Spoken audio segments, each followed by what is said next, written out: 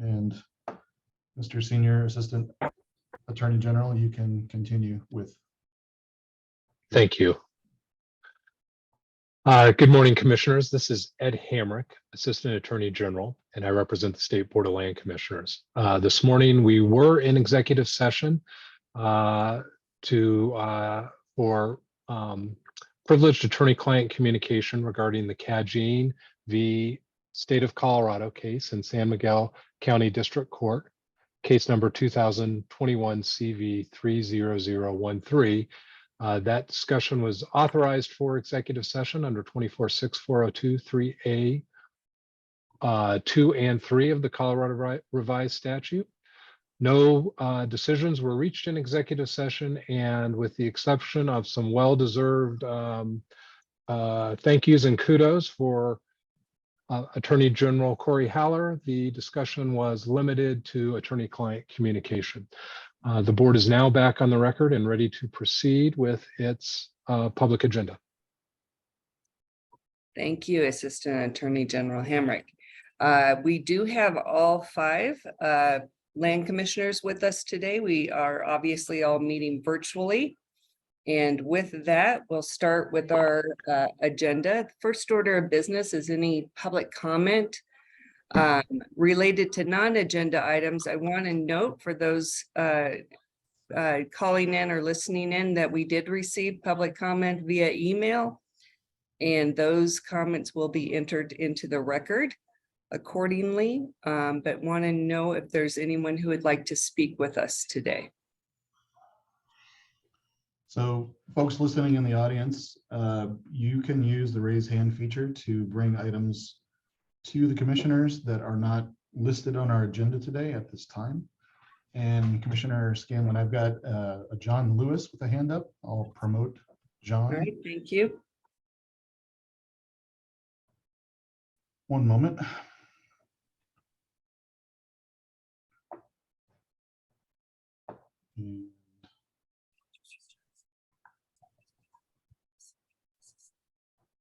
Where are we? Mr. Lewis. Mr. Lewis, you've joined us again, and you have control of your mic and camera if you'd like. Good morning, Mr. Lewis. I do see your name on the screen. You are on mute, however. It's just There you go. there we go. Yeah. Sorry about that. Yeah, no worries. Hey, I just want to take a minute. I think you all know who I am. We've talked to you before. I just want you to, I was looking at the media coverage section of your agenda, and I would like that all of you go to the article from the Canyon Courier dated 1/12 of 2023, and please make sure that you watch the video that was posted in that article. It's very important to us, and I think it should be very important to you. And I would like your feedback from that once you are able to watch that. That's really all I had for this morning, and I appreciate your time. Thank you, Mr. Lewis. We appreciate you joining us this morning. All right. Thank you. Thank you again. With that, do we have any further public comment? No, could I just ask Mr. Lewis again the date? January 12, I believe. Yes, January 12th. All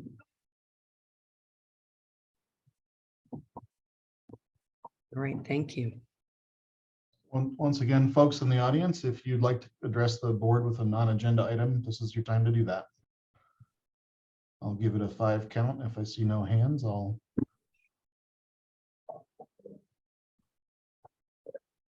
Commissioner, no additional hands. All right, thank you. We will move forward in our agenda with Director Ryan and announcements. Good morning, Commissioners.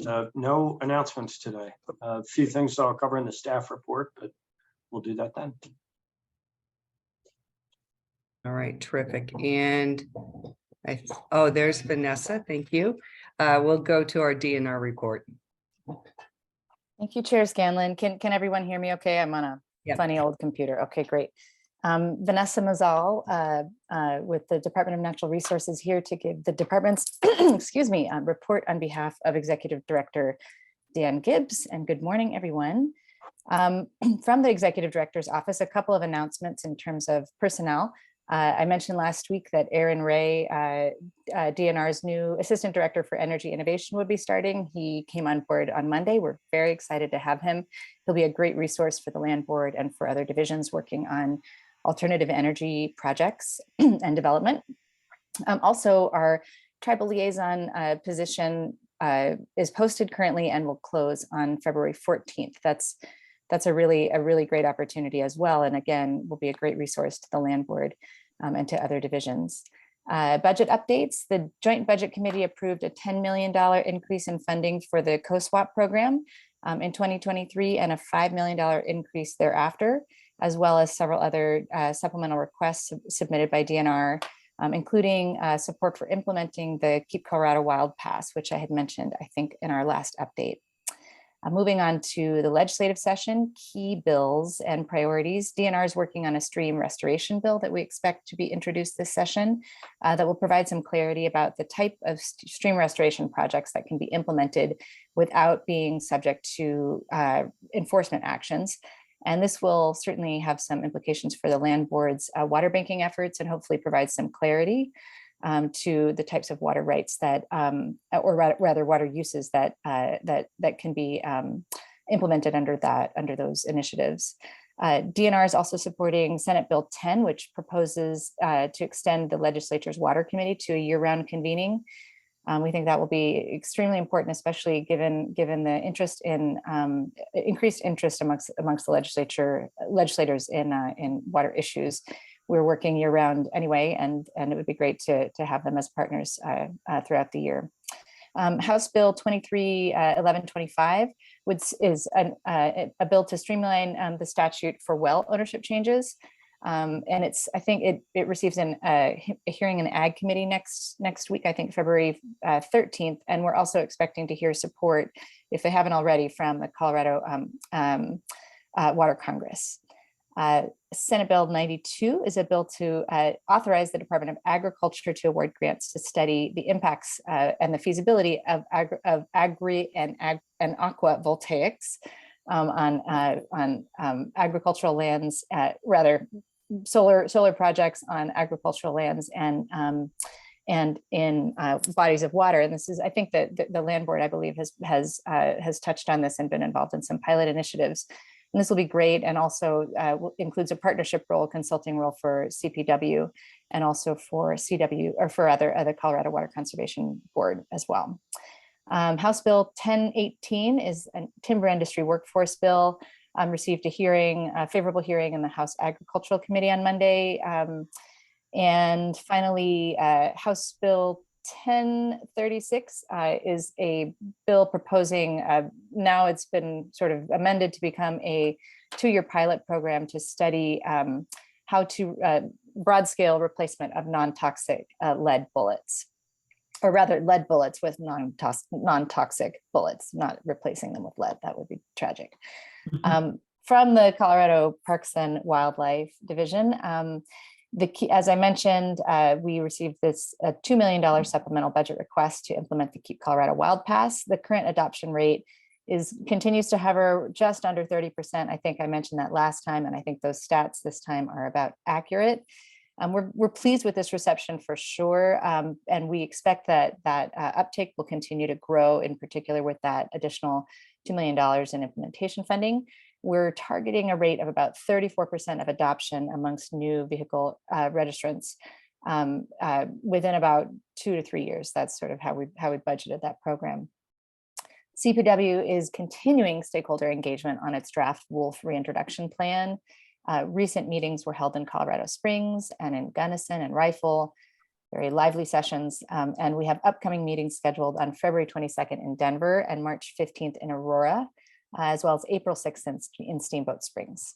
And you may have seen the news this weekend that CPW staff had collared a pair of wolves in North Park that are believed to be part of the pack that had come over the border from Wyoming. And they were thinking that it was a male, the breeding male and a male pup. that were part of that pack. Unfortunately, one of those collars has already come off. They're very tricky to keep on, and that's very unfortunate. It's a huge investment of time and staff resources, but we're still tracking the other one, and that'll give us some important data. That just to clarify and remind that those wolves that have come in from Wyoming are not part of CPW's reintroduction effort, which is targeting late 2023 for beginning to lay the groundwork for implementation. The Wildlife Commission is currently reviewing applications for CPW's executive director position, and will be identifying top candidates to move on to interviews shortly, including panel interviews with stakeholders and CPW staff as part of the process. We're aiming to have that position filled in late March or early April, fingers crossed. A stakeholder panel, excuse me. Oh, I think that's all I've got. Finally, I can't recall if I mentioned last week or last month rather that CPW, GOCO, DNR and the governor's office have selected keystone strategies to lead the effort to develop the statewide recreation conservation climate preparedness roadmap to be named. And I know that I've spoken to that effort last time, but I can't. It was right around the timing that the agent or that the consulting firm was identified. So I can't remember if I touched on that. Moving on to water issues, quite a lot. The Colorado Water Conservation Board adopted the 2023 Colorado Water Plan update and executive summary to the Colorado Water Plan. Celebrated at a fantastic kickoff event to the Colorado Water Congress annual meeting last month. The board also approved $22.8 million in funding for water projects from the Water Project Loan Program, including a very exciting $3.5 million loan for the first ever groundwater conservation easement in Colorado as part of a community-oriented water management alternative approach to assist with groundwater compliance rules in the Rio Grande Basin. Colorado River, I think we've chatted a little bit also in the news. Colorado and 5 other basin states submitted a proposed modeling framework to the Bureau of Reclamation for preventing reservoirs from going below critical operational thresholds and for managing the future water supply in the Colorado water system. After the current water sharing agreement, which was approved in 2007, expires in 2026, or rather, 2026.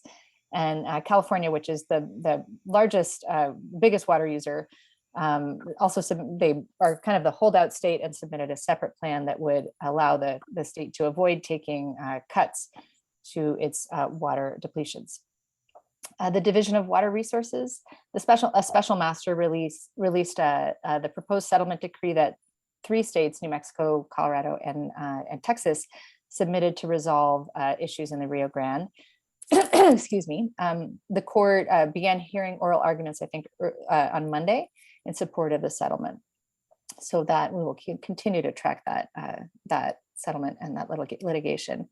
The state engineer and other experts met with the Republican River Water Conservation District and discussed ideas for managing future water use, including potential strategies to retire acres in the South Fork focus zone of the Republican River Basin, as required by a 2016 interstate resolution, and also to conserve depleted groundwater resources in the Oglala Aquifer.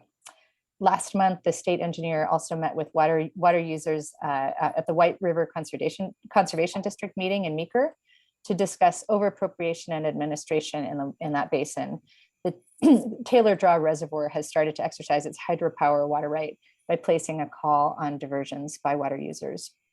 The first ever, and it's really quite an interesting discussion and somewhat contentious. Is certainly not something that water users in that area are accustomed to. So we were having some lively dialogue. On January 19th, the Colorado State Forest Service announced 3 new watershed protection forest health projects funded through HB 22-1379 in Staunton State Park, in Grand County, and on the north slope of Pikes Peak, which will help protect water supplies for more than 1 million Coloradans.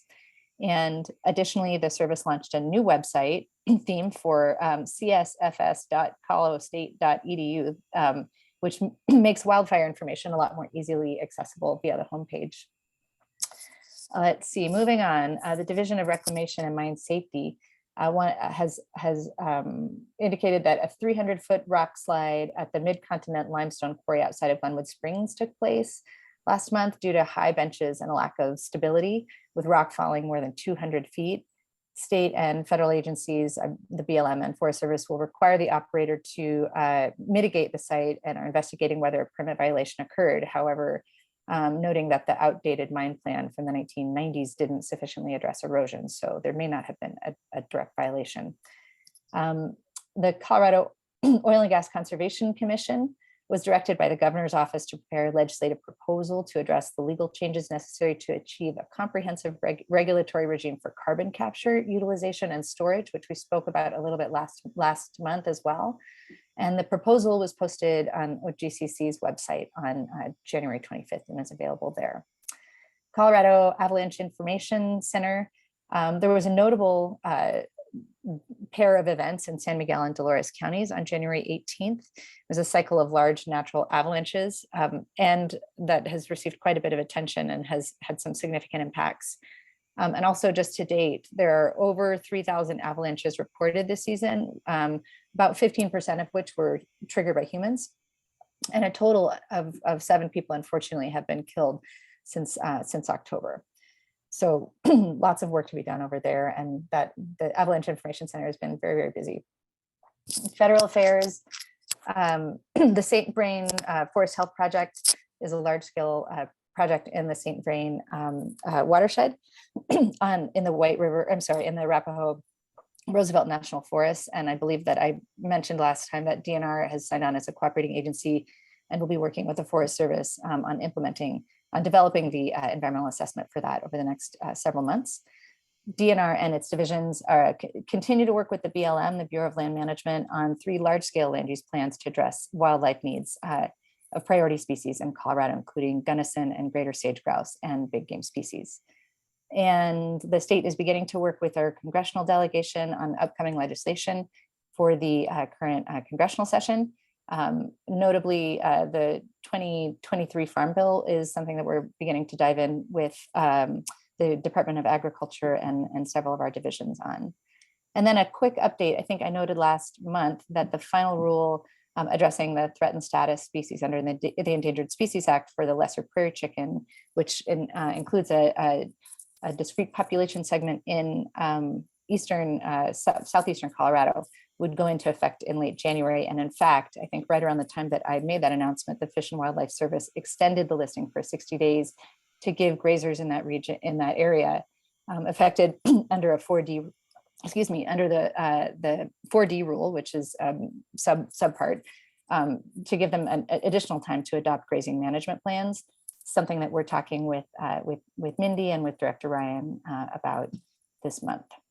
And I think that that's all I've got, but happy to answer any questions or clarifications. Thank you, Vanessa. DNR is always busy. Yes, Director Ryan. Vanessa, when you were speaking about the bills, I may have missed it, but commissioners, there is a Senate bill that is going to provide $13 million of funding for public-private partnerships.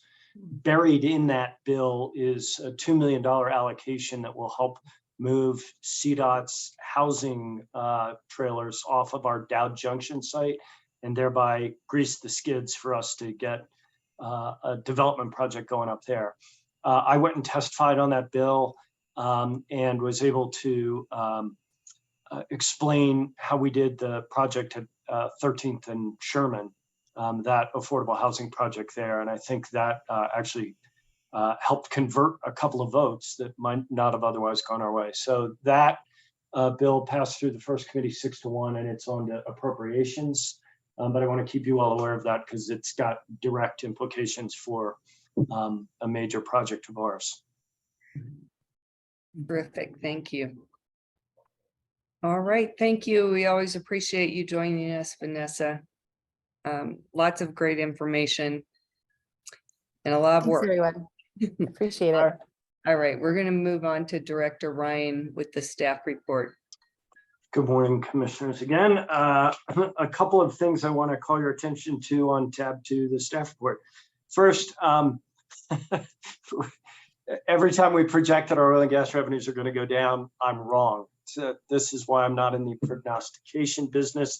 For the first 6 months of the year, we've done $142 million, which again, if we kept on track here, that will break last year's all-time record. So I'm digging into why that keeps happening, but I guess if I'm going to miss projections, we're missing them the correct way for the beneficiaries. So that's good news. In field ops and stewardship, we hosted 2 educational seminars for our lessees. What isn't, Dave Pratt was an outside speaker, and he was talking about surviving the drought, and you can read the description here in the staff report.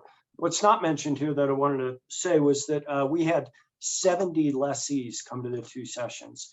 And if you think about the impact of that, not only on the land we own, but their fee land, there's quite a bit of leverage to the model of us doing those education sessions. So kudos to William and Kristen and everybody else who helped put those on. And in addition to the 70 lessees, there were also 15 FFA students. And so I think that speaks a little bit to our commitment to help make sure there's a next generation of agricultural producers that can work our leases. Moving along, just wanted to give a public shout out to Katie Stitt. Katie sat for the Certified Professional Landman exam and passed that as well. That is a really big, important designation, and she had to do a lot of work to study and prep for that. So just public congratulations to Katie. And 2 other things that were in here that you all had asked us to do. One was follow up on the solar project up in Routt County. So we provided a little bit more information in the staff report about that. That was one of you requested that last month. And then also we've started to add in the I&D activity report as we approve changes to how we're able to use what the staff authority is around I&D funds. We said we would track that in the staff report. So this is the first month of doing that for you. That's all I wanted to call your attention to, but happy to take any questions. Great. Thank you, Director Ryan. All right, we are moving to Lindsay Brandt for a really interesting discussion around stewardship trust designation. So Lindsay, thanks for joining us today. We will turn to you. Great. Great. Good morning, commissioners.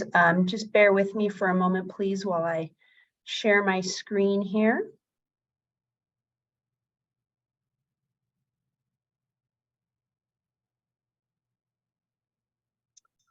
You should see a body of water and some mountains. Yes, we do. Great. Okay. Well, good morning. For the record, this is Lindsay Brandt, Stewardship Trust Manager. And if the board recalls, back in November, I was before you, and at that time, I said to you, change is coming. And I'm going to update my statement a little bit now to say change is coming soon, because we are moving forward with the disposals of the Beauhardt Ranch and the Lahara property, as the board has directed us to do. And this isn't always the case, but you know, in this situation, both of these properties are going to permanent conservation, and they both happen to be in the Stewardship Trust, or all of Beauhardt and most of Lahara. So together, these 2 properties include about 72,000 acres that are designated into the Stewardship Trust, which is about 25% of the entire Stewardship Trust program. And you can see here on the map, Beauhardt here in El Paso County and Lahara down here in Conejos County. Of course, the gold color is the Stewardship Trust properties and the blue is our surface ownership.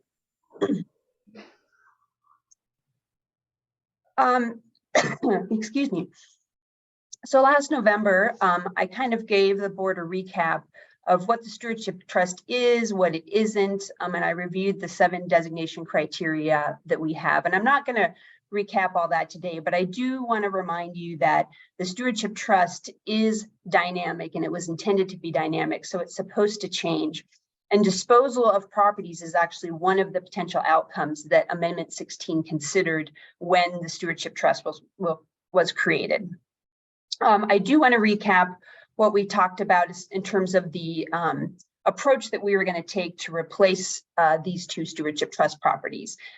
So back in November, and this is what we kind of discussed at the time, and this is what staff has done. But we agreed that we would look to identify kind of a small number of properties. We don't want to do 100 and some 640-acre properties, just so we can ensure that we can still effectively manage the stewardship trust with our current resources. Also, we conducted a statewide search. We used a variety of science-based tools and data sets to conduct a desktop analysis of all of our surface lands to kind of narrow the pool of properties down for potential designation. And I summarized all those in that November coverage, in that November board presentation. And finally, we also want to consider the practicality of designation, given the other uses, existing leases, overall condition of the property, and support from local government, lessees, et cetera. So just to revisit the timeline, back in November, I did present that approach to you, and since then we've been working away to identify different properties for designation. And now we're here in February, and today I'm really just going to give you sort of a virtual tour of the properties that we are considering, and also receive any questions that you have. Next month in March, we will be asking you to vote to remove Bohart and Lahar from the Stewardship Trust and designate some of the properties that we're going to be presenting today. And doing this vote in March will kind of allow the process to move forward, so Matt LaFontaine and our real estate team can start working on the specific property disposals that need to happen going forward. So our initial desktop analysis that we did, we kind of had 85 properties that jumped out at us. There was about 700,000 acres. And based on the merits of all of these properties, I kind of pulled like the top 20 that kind of looked the best and sort of floated to the top of that assessment. And I sent those to our line of business managers, our business program managers, and also our district managers to provide feedback. And based on the staff feedback, we narrowed that down to about 13 properties. Well, not about, it is 13 properties. And these are the properties that we sent out to lessees, local government, and CPW. Excuse me. And we are starting to receive some feedback about these properties, but the deadline for comments is a little bit later this month. So I just want to remind the board that we only need to replace 72,000 and some acres, but we have kind of started moving about 124,000 acres through this process. So we have some wiggle room. If one property we decide isn't going to work out for some reason, we have options for other properties. So what are these 13 properties? We've identified 4 kind of large landscape properties and several smaller kind of 640 or less properties. I listed them alphabetically in your board packet, but I'm actually going to move through them kind of geographically today. And I'll spend a little time on each property. Since the board's not really likely able to go to very many of these properties, I included a few pictures, and you also have the maps to review in your board packet. So of course, here we have Bohart and Lahara that we'll be disposing of. And so we actually have 3 properties way up in Northwest Colorado in Moffat County. And the first of these is the Nipple Rim property. This property is over 19,000 acres. And this property has a variety of things, but one of the things it has is some areas of unique soil types. And I don't know if you can see it on your screen, but I included this picture because on the top of these ridges, you can see sort of a purpley colored soil and an orangey colored soil. And these different soil types actually serve as habitat for a variety of rare plants, including the Yampa beard tongue, Uinta basingilia, and the debris milkvetch. And these are all species that are imperiled or vulnerable to extinction. The Nipple Rim property also has the Little Snake River running along its eastern edge, and this is critical habitat for cutthroat trout. Additionally, this property has wildlife habitat, including elk and mule deer and greater sage-grouse habitat. So mainly, we are considering this property for the rare plants, that wildlife habitat, and just its landscape scale significance, being over 19,000 acres. It's not very developed. There's a few roads and there are some power line right-of-ways going across the property. It's leased for grazing and it's also part of the public access program with CPW. The second of these properties is in Moffat County, is the Ink Springs property. This property is only 640 acres, but it is part of the larger Irish Canyon designated natural area. There are rare plants on this property as well. The major significance of this property is the paleontological and cultural resources, including both dinosaur tracks and some pretty interesting rock art. And I'm just going to show you a few of these images.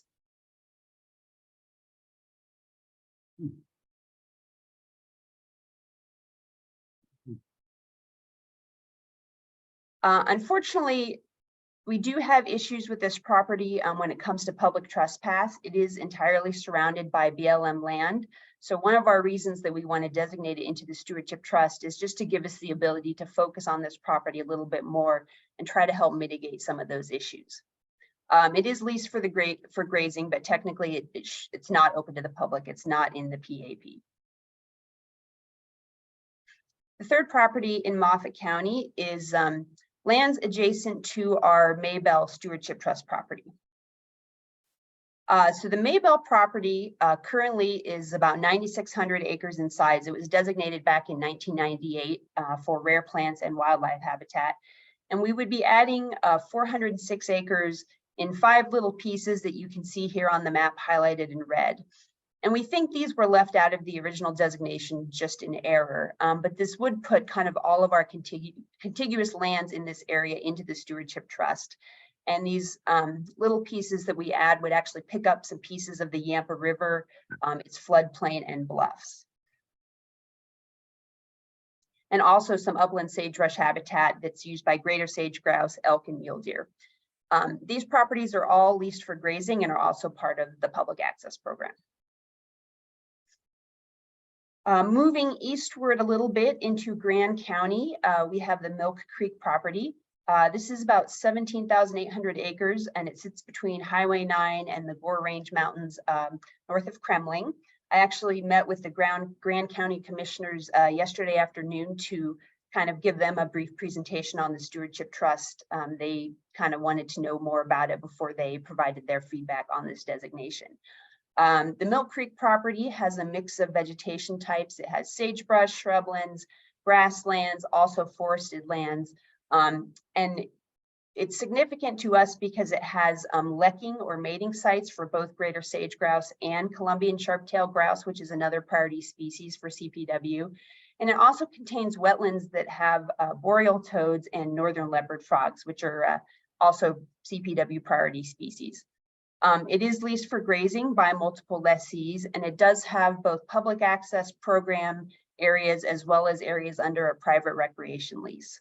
The forested areas are managed by the Colorado State Forest Service on our behalf. So this property, again, we're considering for its wildlife habitat, its wetlands, and again, that landscape scale significance. It's just under 18,000 acres and it's contiguous with the National Forest on the western side. This property was actually originally nominated by staff back in 2006, so it's kind of been on our radar for a while. Popping over to the Front Range to northeastern Larimer County, we're going to visit our Sheep Mountain property. This property is 640 acres and you have an aerial view here. You can see this sort of round mound here, which is what they call Sheep Mountain. This property contains some rare plant communities, both montane grasslands and mixed foothill shrublands, which are both imperiled communities. It's also used by mountain lion and mule deer, although I'm guessing probably not at the same time. The significance of this property is really its landscape context. So here's Highway 287 going up between Fort Collins and Laramie. And the property is surrounded on 3 sides by CSU's Maxwell Ranch, which is a kind of a research ranch for CSU.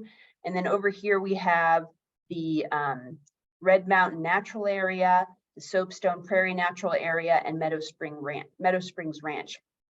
So we have a very significant swath of sort of undeveloped open space and working lands right here on the northern edge of our state, and our little 640 fits into that very nicely. Going way east over to Logan County, right on the Logan and Washington County line, we have our Summit Springs Draw property. This property is only 320 acres, but it is unique both for its combination of short grass, mixed grass, and tall grass prairie types. And it's just in a really nice shape. The lessee has done a fantastic job taking care of this property for the land board and doing their grazing operations. This property was actually first nominated by staff back in 2014. The other significance of this property is that the National Park Service is actually working to designate a National Historic Landmark for the Battle of Summit Springs. And this includes adjacent fee land as well as this piece of state trust land. The Battle of Summit Springs was said to be one of the last armed conflicts between the US military and Native Americans in Colorado. And there is, not on our property, but nearby, there is a monument to Chief Tallbull, who died in the battle along with many other Native Americans. Moving back up into the mountains, or I guess into South Park, really, we have the Tarryall Creek Fen property in Park County. And the board will recall our visit to the Railroad Fen property in Park County last summer. This property is somewhat similar. Again, there's a presence of an extreme rich fen along Tarryall Creek that hosts rare plants. And, you know, we've talked in the past about how important these fen resources are. This property was also nominated by staff back in 2014, so it has been on our radar for a while. It also does contain some rare plants and also the mountain plover, which is a tier 1 species for CPW. We have 2 properties in Gunnison County. The first of these is the Ohio Creek property. This property is 316 acres and it's leased by a local HOA, homeowners association, for grazing. They have a hay meadow there and they also hold the recreation lease. The primary focus of this property is Gunnison sage grouse. The property itself is not that big, but it's connected with several pieces of private land where Gunnison sage grouse do their lekking or their mating. And this area does contribute to that kind of chick rearing habitat for these sage grouse. The property also has a few historic buildings on it, some old barns and cabins. Just nearby is the Roaring Judy property, also known as the Almont Triangle property. This property was originally nominated by CPW in 2014, and they are the lessee. They lease it for a state wildlife area. Again, this property has that important Gunnison sage grouse habitat right near some lekking sites and also the production or chick rearing area. This property also has migration corridors for mule deer and bighorn sheep, and it does have some rare plants as well. There was an error in your board packet. I said that this property had some historic structures. It does not. Those were on the Ohio Creek property. Moving along, right to the Park Fremont County line, we have the Badger Creek area. I have to tell you, everybody's always asking me what my favorite stewardship trust properties are, and I always tell them that's like picking your favorite child. But this might be one of them. This property straddles the Park and Fremont County line. We currently actually has 4 smaller stewardship trust properties on it that total about 3,000 acres. If we were to designate this larger area, we'd be adding over 30,000 acres. So we'd be kind of increasing this stewardship trust designation in this area by 10 times. This region is leased, this area is leased for grazing and recreation. It's both, part of it is in the PAP, and there's also some private hunting and horseback riding leases. And the State Forest Service manages the timber for us. Several years ago, the Badger Creek Ranch received our Lessee of the Year award. They have a kind of an interesting operation there where they run cattle, but they also work to kind of bridge that urban-rural divide by providing ranch vacations to people who want to come spend some time on a working cattle ranch. Again, this is a kind of property of landscape scale significance, over 30,000 acres. It does provide wildlife habitat. It has some rare montane grasslands. And again, it has rare plants. We have the Fendler's Townsend daisy, the Colorado tansy aster, which are both vulnerable to extinction. Additionally, this is an area where we just have some outstanding partnerships between the land board, between our lessees, other agencies, and private landowners. And this group is called the Badger Creek Partnership. It's been working in the area for quite a while, working to improve habitat, primarily in the riparian areas, but also to effectively manage grazing with water and fencing projects.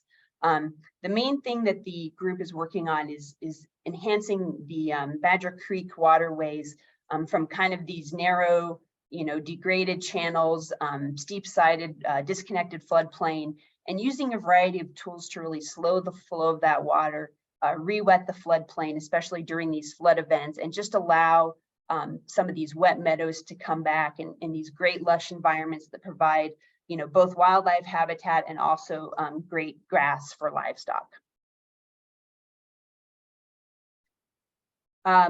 Moving to the southeast to Los Animas County, we have the Gotera Canyon property. This nomination is actually made up of two separate parcels totaling just over 1,400 acres. And this is the Mesa de Maya area, the kind of the southeast Colorado canyon lands, which are these kind of basalt canyon lands. This property actually was nominated by staff back in 2014, so it's also been on our radar for a little while. And this property is leased for grazing. It also has some rare plants and another priority species for CPW, the long-billed curlew. And last but certainly not least is the Chancellor Ranch. I believe many of the board members have been to the Chancellor Ranch. So the entire ranch is about 54,000 acres, and currently we have about 2,700 acres designated on the property. The Chancellor has both these canyon lands along the Purgatory River and also Chippewa Canyon, and also large areas of upland grasslands. There are a variety of rare plants on this property, many priority species for CPW, the bighorn sheep, the swift fox, checkered whiptail lizard, plains leopard frog, and Texas horn lizard. Some of this property is designated. There's been some nominations over the years. I think 2014, a lot of this came up for potential designation. So there's the wildlife habitat, but then there's also these many cultural resources, both historic and prehistoric, as well as some paleontological resources such as fossils. I do want to mention that we might consider, we've nominated and we're putting the entire ranch through the process. We might consider just actually designating pieces of it as we go through the process and kind of see where we shake out with other designations and remaining acres and things like that, since it is such a big property. So just going into next steps, we are receiving feedback from lessee, CPW, and the county governments now. We'll continue to let that process play out. Remember, we have about 124,000 acres kind of queued up. We need about 72,000 acres to replace what we're removing. So come March, I will present a final recommendation to you. Obviously, that will be to take Bohart and Lahara out of the Stewardship Trust, and we will ask you to designate a subset of these properties. Really, I just like to hear from you what you'd kind of like to know before a vote in March, any questions or concerns that you have. I'm happy to address them now or next month. And I see Commissioner Heath has her hand raised. She's the only commissioner I can see right now. So other commissioners, please just shout out if you have questions. Yes, thanks, Lindsay. Lindsay, I noticed on the referral agencies, your lists of places you refer, I didn't see the Colorado Natural Areas Council. Is that one of the folks who also is invited to submit suggestions? Yes, and that's my error for not mentioning that. I did meet with Raquel Wurtzbaugh and Savannah Okay. from the natural areas, and I actually sent them our entire, list of 20 properties, and they provided feedback. They decided they didn't really need to submit any formal comments because they felt really comfortable with the process as it was kind of moving forward and what we've done so far. The Sheep Mountain property actually did come on my radar because they kind of were like, hey, what do you know about this property? So that's how that one popped up. But yeah, in general, they've been pretty comfortable. And so they're just like, we think it's great. We don't really need to get involved. So. Okay, all right. And this question might be for Ed, but what does it mean that we immediately replace properties when they come out of the trust? Does it mean in the same board meeting or in a meeting subsequently? What's the language really mean? That's a good question. And like Renaissance Cardinals, discussing the number of angels who can dance on a pen, the various assistants attorney general talk about what the meaning of immediate means with some frequency, with no real resolution. In this case, we do not have any case law that specifically defines the time range of immediate. I think we generally approach this with some level of flexibility, but contemporaneous in a time frame, so that when properties are removed, the replacement property is identified and ready to move in. Whether immediate requires the nanosecond or allows for some reasonable period, I think would probably all be allowed, as long as there wasn't some indication that the land board was ignoring its responsibility to identify and line up replacement property. So that's sort of a vague answer, but I think there'd be flexibility as long as the land board is diligently proceeding to provide replacement property into the stewardship trust. Ed, this is Greg. In less words, could you just confirm what I'm about to say? I believe past practice is boards have always done the removal and the replacement at the same meeting, and in most cases in the same board order. Yes, I believe that is the past practice, and I cannot recall any time when that did not happen.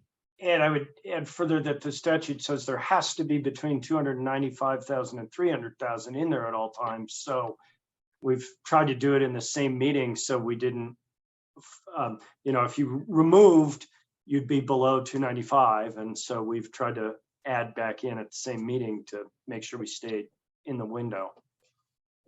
Yeah, removal must be followed by replacement with equal or greater. So that's, as Greg said, the same board order has, I think, been the traditional means of doing that. Commissioner Frobe? Yes, great presentation, Lindsay. Thank you. To this issue of timing, and forgive me for not recalling all this, but to the extent that there's an unanticipated resistance to one of the properties you intend to move forward, do we end this issue of matching? Do we have a little flexibility with either Lahara or Bohart to defer one or the other, or this process for like a month? I can't recall. I know it's pretty tight timing, but could you address that? Greg, do you want to take that one? Yeah, I thought you might take the first half. I think we have, Lindsay's identified adequate properties so that even if there's a reason to not proceed with one of them? What do you have, about a 40 or 50,000 acre buffer? Yeah, I mean, we have almost double what we need. So I think, my approach, and yeah, I was just gonna have Greg speak to that timeline, but my approach is, I expect that we have enough that, we will be able to get enough acres that are not opposed by or actually supported by our partners. So I'm And not then- too concerned. I feel like we have some really good options. There's nothing that I presented to you today that I would be, heartbroken if it didn't go in. So I feel really comfortable with everything on our list, and I think we will have good support on plenty of properties to be able to cover those acres. And then more specifically, we don't have a month of cushion for Bohart. We maybe have a month for Lahara, but we'd really like to get it done in the same meeting, just from an inefficiency standpoint. And momentum and, time always affects things, and usually not positively. Two other quick follow-up questions. What has been the reception or engagement with many of the lessees that you have chatted about stewardship designation, within their operation, or what have you? What's that feedback? Sure. So I would say, it's ranged from so far, like no response, no comment at all, to some folks saying, we don't like this. This is government just getting, more involved. We don't want an extra layer of regulation. We're doing fine. We don't need your program. But I would say that the most feedback I've gotten is just, hi, can you explain more about what this is and what this means? We're not quite sure what the stewardship trust is, and we have some questions. And so then they just kind of say, okay, thanks. And they, they end the conversation. So we have had, a handful of lessees that just say, yeah, we're not concerned. We think it's good. So there is a bit of a range, but I'd say the biggest response, just in terms of people I've heard from, is just, hey, we'd like to have some more information. Great. And then last one, I don't want to take up all the oxygen, more of a comment for future contemplation by staff. And I don't know if it's even a good one, but thinking about this list of properties, and by the way, great portfolio from my perspective, whether or not the land board's designation of properties into the stewardship trust, consistent with some of the aligned goals of other agencies, particularly, offers us the opportunity to get other agencies to do any heavy lifting for us in support of our management plans, and I'm not saying holding it out and doing a hard trade, but more, like, hey, we're adding this and it fills in a hole, and from a management perspective, or what could you do? So just a thought to park for later. Mm-hmm. Yeah. And I will say, some of these properties, again, I kind of mentioned, I've learned with the scope of lands that we have at the land board and just the time available, the best thing you can do is kind of focus where the energy already is. And so, with folks working on Gunnison sage grouse, with folks working on riparian restoration, we've got stewardship trust properties down in San Miguel that we've been working on that Gunnison projects with them. And so that really seems to be one of the better approaches is, where that energy and that effort is already going, you just kind of add fuel to that to make it even better. And that seems to work pretty well. Thank you. All right, I don't see any other hands up, but I have just a quick comment. I think this is awesome and great work, Lindsay. I find it fascinating when you're like, this was first identified in 2005, as a potential site. As we're touring the state, if there's others on that list, it'd be just great to visit and to see them. As you mentioned, we can't do that in this time frame, but just to kind of keep us grounded in your work and what the future might hold. I think that'd be, if convenient, that'd be terrific too.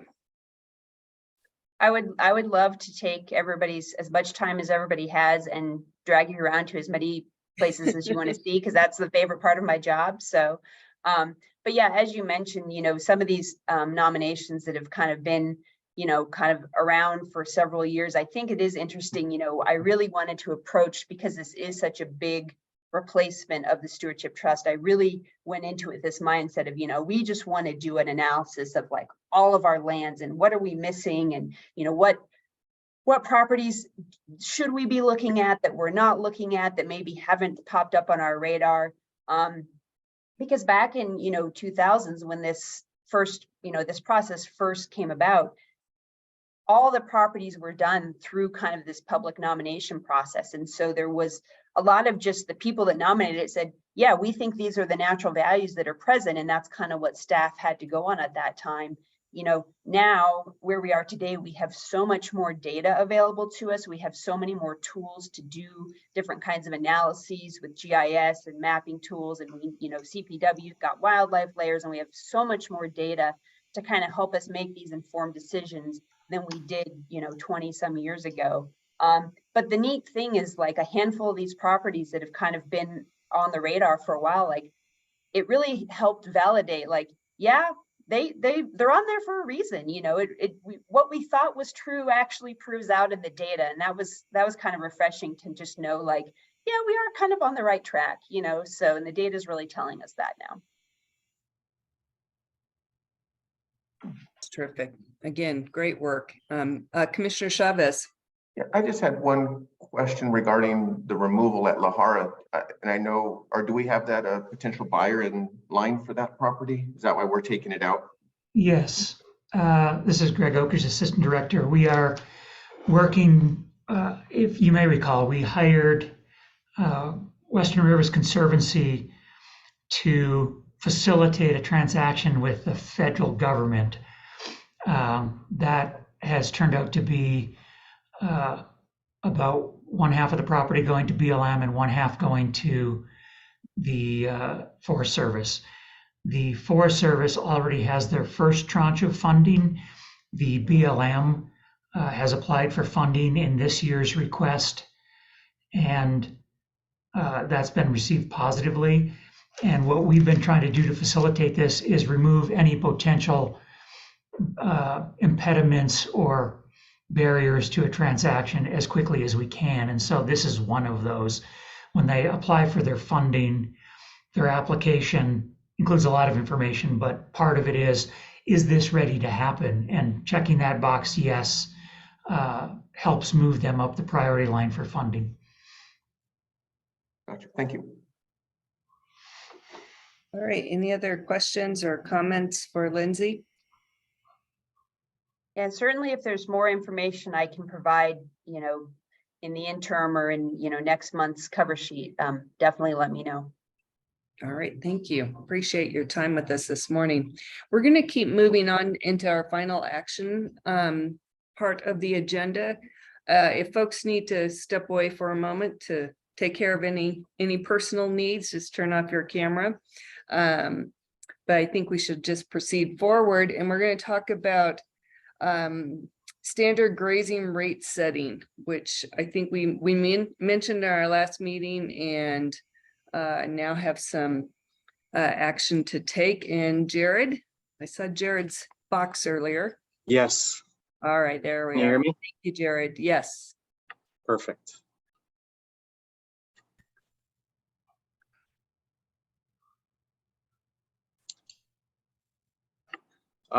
Lindsay, is Lindsay still sharing her screen? I am, Jared, and I'm having difficulty extracting myself here. So just bear Okay. with me for a minute, please. Let me see. I'll work on it from my end too. Thanks. Yeah, just kick me off, Nick.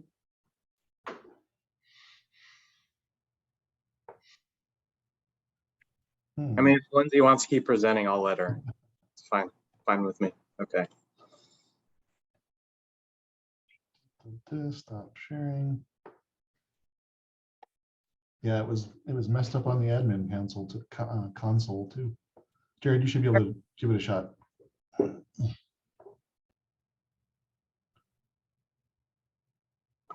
All right. We can see it. You can see it? Great. Yeah. All right. Good morning, commissioners. I'm Jared Smith, Northwest District Manager. I'm here to present the ever popular state land board grazing rate setting. So the goal of today's presentation is to present and approve the state land board rates for our grazing leases across the state. The state land board's goal is to link our rates to the private grazing rates across Colorado. We want to ensure that our process is it's not subjective, that it's based on real world stats and what we're seeing across the industry of agriculture in Colorado. We just want to make sure that we're not pulling numbers out of the air, only having it set by the agency, but we're rather basing it on the market. So the presentation I gave last month was really the historical background of our process. Just to do a quick overview of that, our survey that we utilize every 3 years, the process was set up in 1996 in conjunction with Colorado cattlemen's, other industry leaders, just to, again, make sure that everyone was on board with our approach to setting grazing rates. So we utilize a survey that's statewide. That survey is conducted by an independent third party. Typically, CSU in the recent past has been the group that has taken on this project. As I mentioned, this occurs every 3 years. So the last survey we did was in 2019. This past survey was conducted last year in 2022. And these results, again, are used by the state land board to help us determine what rates we establish across the state of Colorado.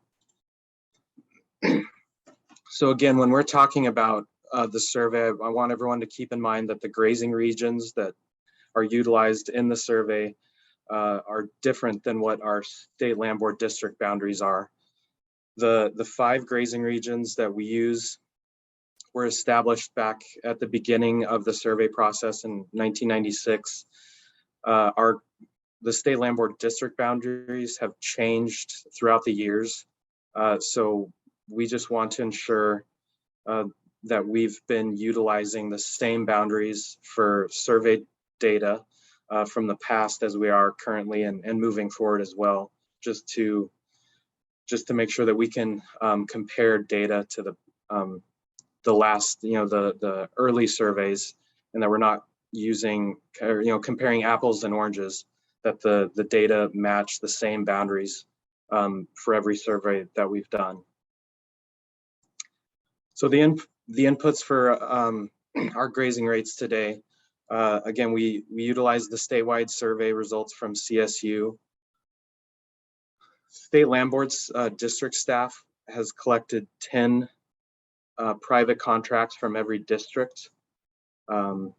We utilize those lease rates. And then we also review the competitive bid results that we've had within the last year in 2022 to the survey results and the rates collected by district staff. So just jumping into the numbers now, the very top box, this is these are the results that came in from CSU's statewide survey. As you can see, we've got the 5 different regions, and then we've got the survey response numbers as well as the average of those grazing regions from the CSU survey. The second box, yes. Jared, this is Greg. Will you just spend a minute on the number in that second row? Because we actually had more responses than that, right? Yes. So as Greg mentioned, the survey responses that are shown on the screen, these are the responses that came in the AUM format. There was 2 categories that we could utilize that coincide with the way the state land board charges our grazing rents across the state. And those two categories are, some people will list their private rates in animal unit months, or the dollars charged per head of livestock per day or per month. And so we can utilize those responses when people respond with dollars per acre. If we don't have all of the data that comes with that survey in terms of how many days or months the livestock grazed, how many livestock were utilized, we can't really translate that into the same format that we use. So the total number of results that we got from CSU were around 170. I believe we were able to utilize 80 of those results. So just less than half came in at the format that we could utilize. And so the second box on the screen, this is the private contracts that were collected by district staff. Again, each district collected 10 contracts, and then we had to split those out into the 5 grazing regions, and that's why we're seeing different numbers for each grazing region. And when looking at the overall grazing rates, you can see that the private rates that were collected by district staff are relatively similar to what CSU's rates were that came in.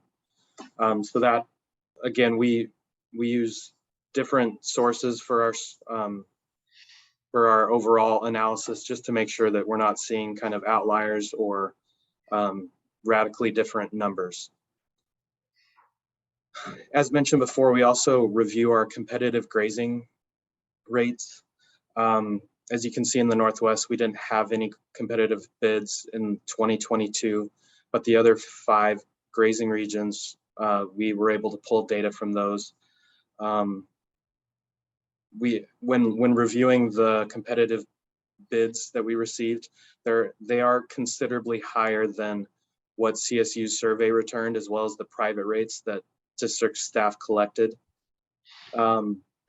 We chose not to utilize these rates in our overall analysis just because there are a lot of situations with competitive bids that fall outside of the typical market rate. We do see a lot of situations where we have neighboring landowners that are bidding on a lease more than they're putting in higher bids outside of what they normally would on a market typical market rate. So we Jared, chose not. Yes. just real quickly, I see Commissioner Frob's hand up, so I don't want her to. Okay. I think she may have a question for you. Yes. Yeah. And as a reminder, please bring up questions as they come up. I don't want to get past a certain point and everyone, we have 10 questions. So Commissioner Frobe.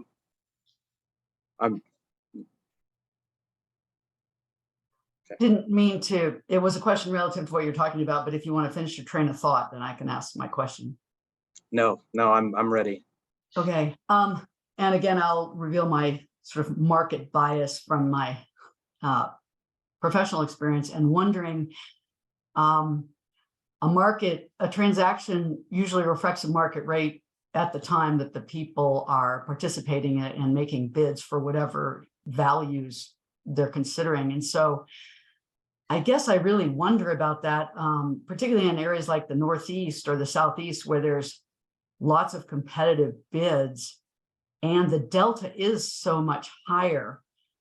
I guess I understand, well, and maybe I'd like to learn more about the specific considerations that lead staff and yourself to recommend to disallow or not incorporate any of this information. Well, I think the number one reason is in the past, we've never utilized competitive bid rates before. We've only used it as kind of a review stat. And so we think it's important to show the competitive, the average competitive bids that we receive, but because we've never included them in the past in setting grazing rates, we've chosen to also not include them this year. That's I guess the idea behind that. And Greg, did you have anything to add? Yeah, I'll ramble for a minute, Commissioner Frobe. It's a really good question. And I think you probably saw in the memo, we think it's time after this year's rate setting to revisit the entire process. And maybe that's one of the outcomes, that the competitive bid information becomes an input. It's historically always been higher by a 10 to 20% margin.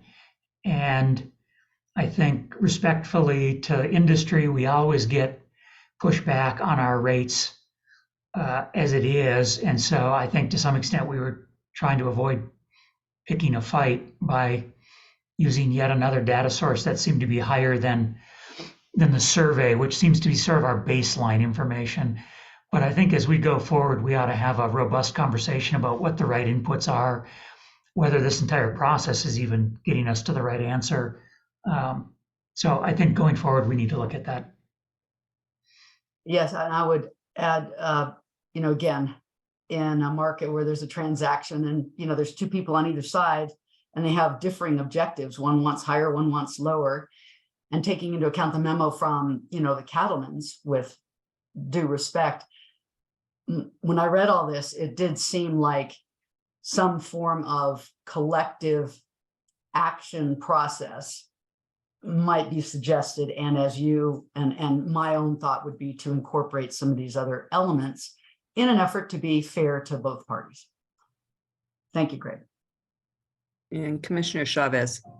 Yeah, I think following up with what Greg was saying, we have one lease now that's just 1 year at a time. We need to do more of those that would give us contemporary values or what people are looking at, what ranchers are looking at paying. 1 year at a time gives you, that's, based on cattle markets, what they can sell for and how much forage is out on there. So I know you said for future discussions, but I think that's a place to look with these competitive bids. Maybe we do a few more. Thank you. Right.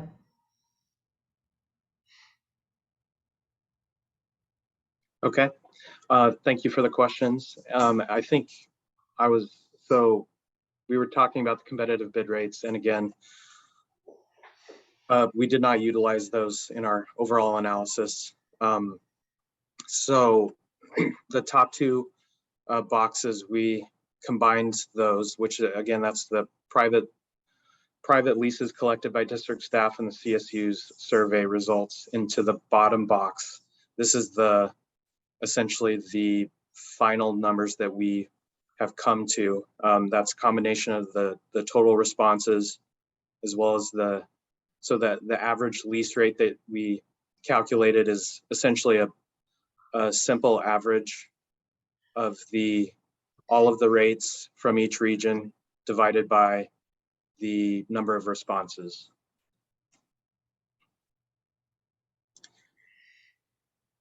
So on this slide, this is essentially a review of where our rates currently are compared to what the 2022 results came in at. So for the Northwest District, this is the Northwest region, sorry. This is the region that has seen the largest increase from the 2019 results. We're almost looking at a 32% increase from where the current base rate is at. I'm sorry, Commissioner Heath, do you have a question? I just saw that your hand is up. And Commissioner Chavez. So if we can, Josie, we can start with you. Oh, you're on mute.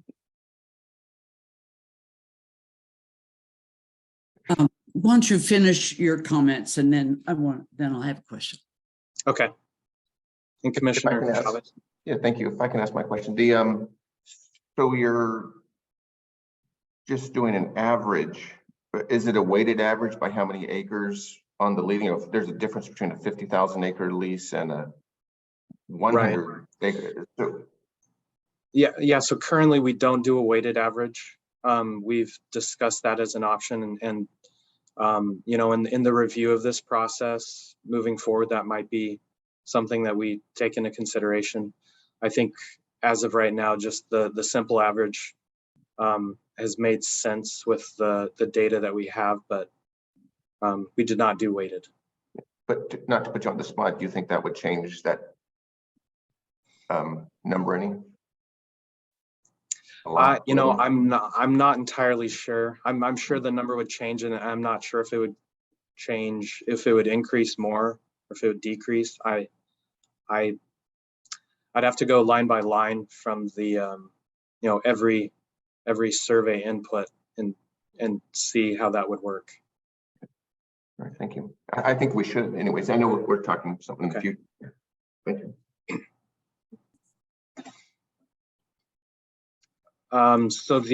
So in the Southwest region, we didn't see an increase or a decrease with the survey results. So that is the one region that we're not going to recommend a change in. The Northeast had a nominal increase of just under 3% from 2019 results. The East Central, we're looking at a 15.7% increase from 2019. And then the Southeast, pretty interesting. We're seeing a pretty big decrease. We're looking at a 13.1% decrease. Statewide average, just kind of looking at everything combined, overall we're looking at a 6.3% increase as a state. And we thought it would be important to speak about the average increase from the previous, the 2019 survey.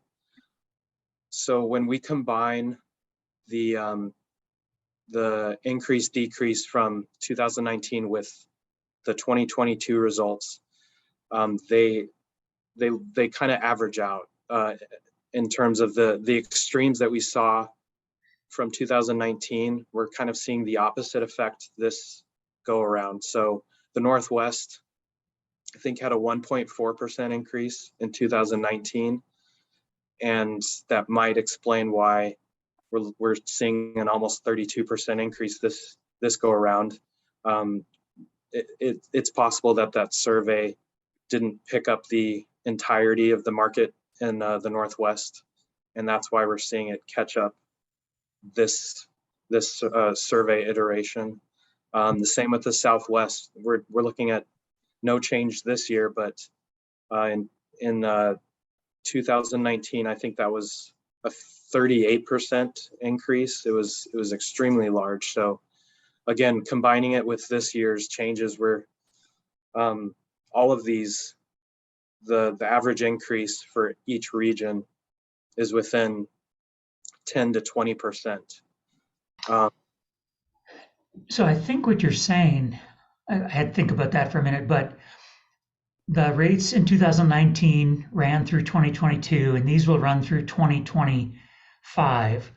So over a 6-year period, this is the total change in rate. If the rates, when you get to it, are adopted by the board, the total change over 6 years, these would be the percentages. I think that's right.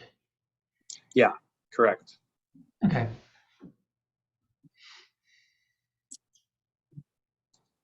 And Commissioner Heath, I think this is a good spot to answer a question. Thank you, Jared.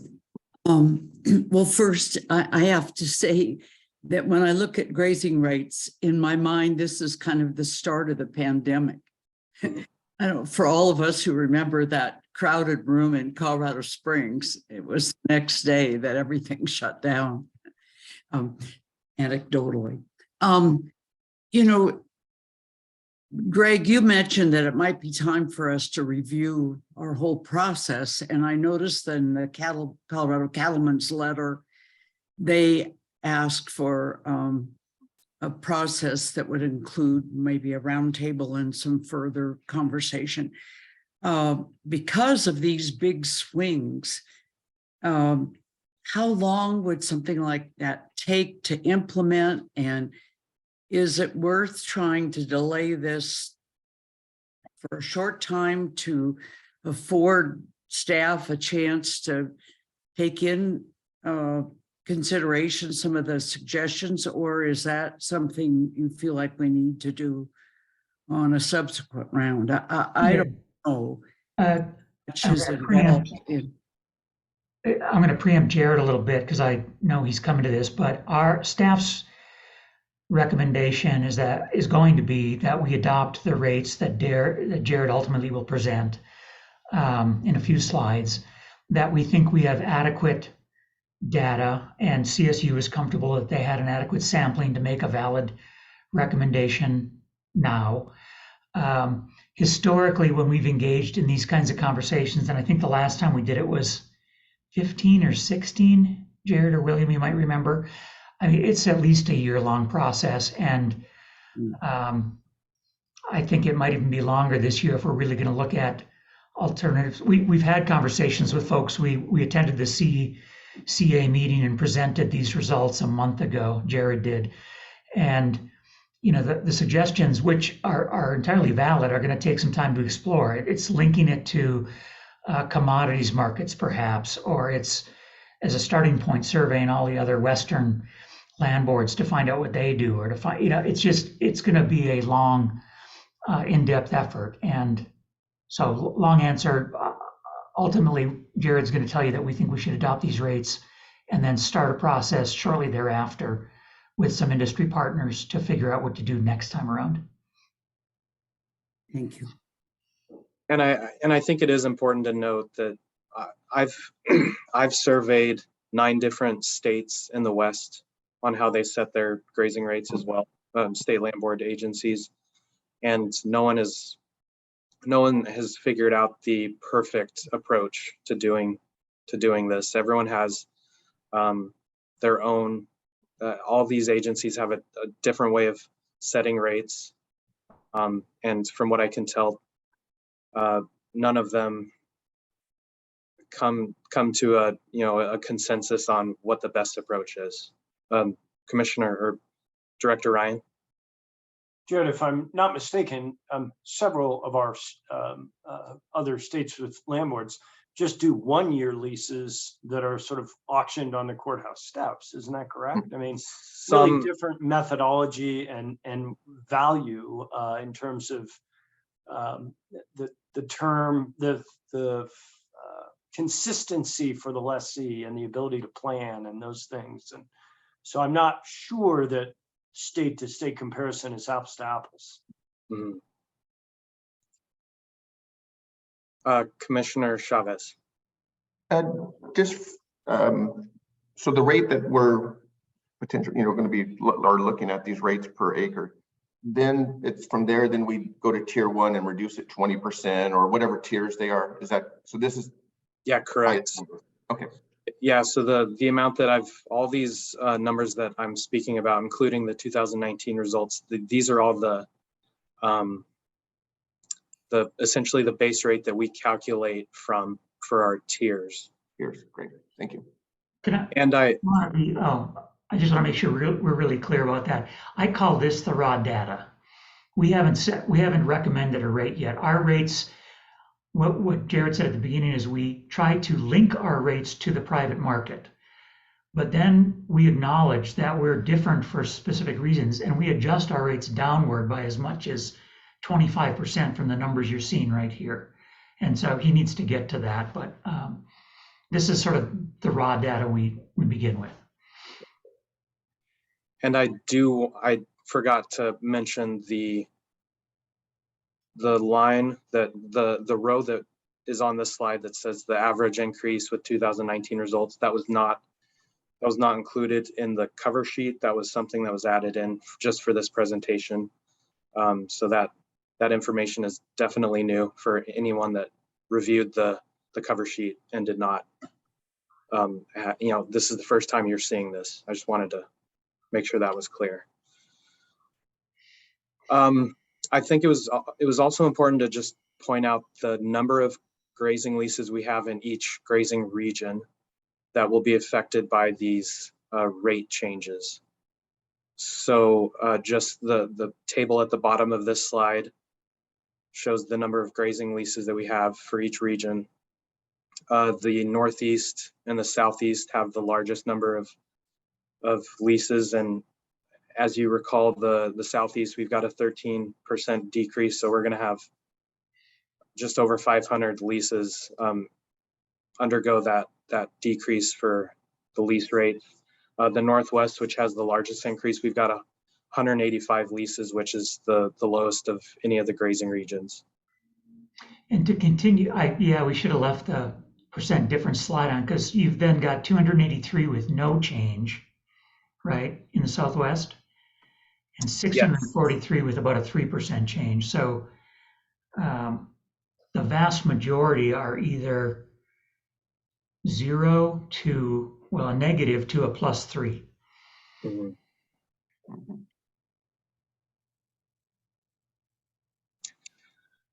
So as Commissioner Chavez had asked, the rates that we've been talking about, those are our raw data rates. Those are all adjusted according to our tier breakdown. So as a review from last month's presentation, the grazing leases in the State Land Board are broken out into 4 different tier groups. This is to account for improvement ownership and maintenance costs. So the tier 1 group these are leases that the State Land Board owns all of the improvements on. And so the lease rates for those are adjusted 10% below the raw data. The second column on this table, the percent of grazing leases, that is a breakout of the grazing leases that we have. There's 12% of those fall into tier 1 category. The tier 2 group are leases that the lessee owns all or most of the improvements. Those are adjusted 20% below the raw rates. And a majority of our leases, 76% of our leases fall into that category. Tier 3 are leases that are entirely surrounded by a private landowner or a grazing allotment where we have no ability for competitive bids. We want to respect the fact that if our rates reach a level that this one landowner does not want to pay on, they could cancel their lease and we would have no lessee. So those leases are adjusted down 25% below the market rate. And we only have 2% of our grazing leases fall into that category. The final category is tier 4. These are our larger contiguous ranch properties that are bid out through a request for proposals. And so our rates are essentially, the base rate starts at 10% below the market rate. And we have 10% of our grazing leases in the state fall into that category. I would point out that it's sort of an interesting phenomenon that I guess we've said that the base rate, our minimum standard rate is 10%, has a 10% adjustment, but none of the ranches, that's not true. None of the ranches that have been exposed to the market through an RFP in recent history are anywhere near that. They're all substantially above our minimum standard rate. So does that make sense? Put another way, anytime we RFP a ranch, we receive bids that are substantially above our minimum standard rate. So it gets to Commissioner Frob's point again. I think when we expose these things to the market seems to tell us that that it's willing to pay more than our minimum standard rate. Any questions on this slide? Okay. So in terms of implementation, we're requesting to have the changes made effective July 1st. That's the state's fiscal year. It gives us an opportunity to reach out to the lessees across the state to notify them of the changes that are coming. The changes on the grazing rates for the regions that have more than a 10% change, we're asking that those be implemented. Essentially, half of the change implemented in 2023 2023 and the other half in 2024. And so that would be the Northwest grazing region, the East Central grazing region with those large increases, as well as the Southeast with that 13% decrease. Those three would be split over 2 years. And then these rates will be effective for the next 3 years. So beginning in July 1st of this year, they'll be effective through essentially July 1st of 2026. As was sent out to the commissioners, we did receive a response letter from Colorado Cattlemen's. I just wanted to address a few of the things that were brought up in the letter. They do speak about concerns about survey bias of leases of the survey consisting mostly of urban leases or smaller leases. I do want to reiterate the statewide nature of the CSU survey. It is sent out to every county, operators in every county in the state, and we're comfortable with the representation of both extremely rural areas as well as leases that are near urban centers. We do agree with CCA's comment on the low survey response. We've found that concerning for this latest iteration. While CSU is they're comfortable with the number of data coming in, being able to give us a good representation of the market. We did notice a decrease from the previous survey responses in 2016 and 19. So we're happy to look at alternatives to help increase the survey responses. And CCA did request a delay in rates implementation. We're comfortable with our analysis. We still do recommend implementing these rates. However, we're open to reviewing the process with CCA and other industry leaders to come up with a solution that everyone is on board with. And I did reach out to CCA. I'm not sure if they have joined the call, but we did provide an opportunity for them to comment today online. Nick, are you? Oh, yeah, Erin's on. Erin is on, okay. So we do have Erin Carney on. She is representing Colorado Cattlemen's Association, and I can let her speak about their concerns. Erin's promoted and we're just working on connecting. Hi, thank you. Can everyone hear me? Yep. Perfect. Thanks for having me and allowing me to speak for everyone. I am Erin Carney, Executive Vice President of Colorado Cattlemen's Association, and Jared did a good job summarizing that our letter of concern. And I think if there isn't the possibility of delaying, we would just ask to really look at the process, and that's what our discussion was with our state lands committee as well as our board of directors, is just being a part of the process. And we have the ag stakeholder meetings already, and possibly just reviewing the process, possibly at that stakeholder meeting, and just digging in a little more to see what could work for both parties, both the lessees as well and the grazing community, as well as the state land board.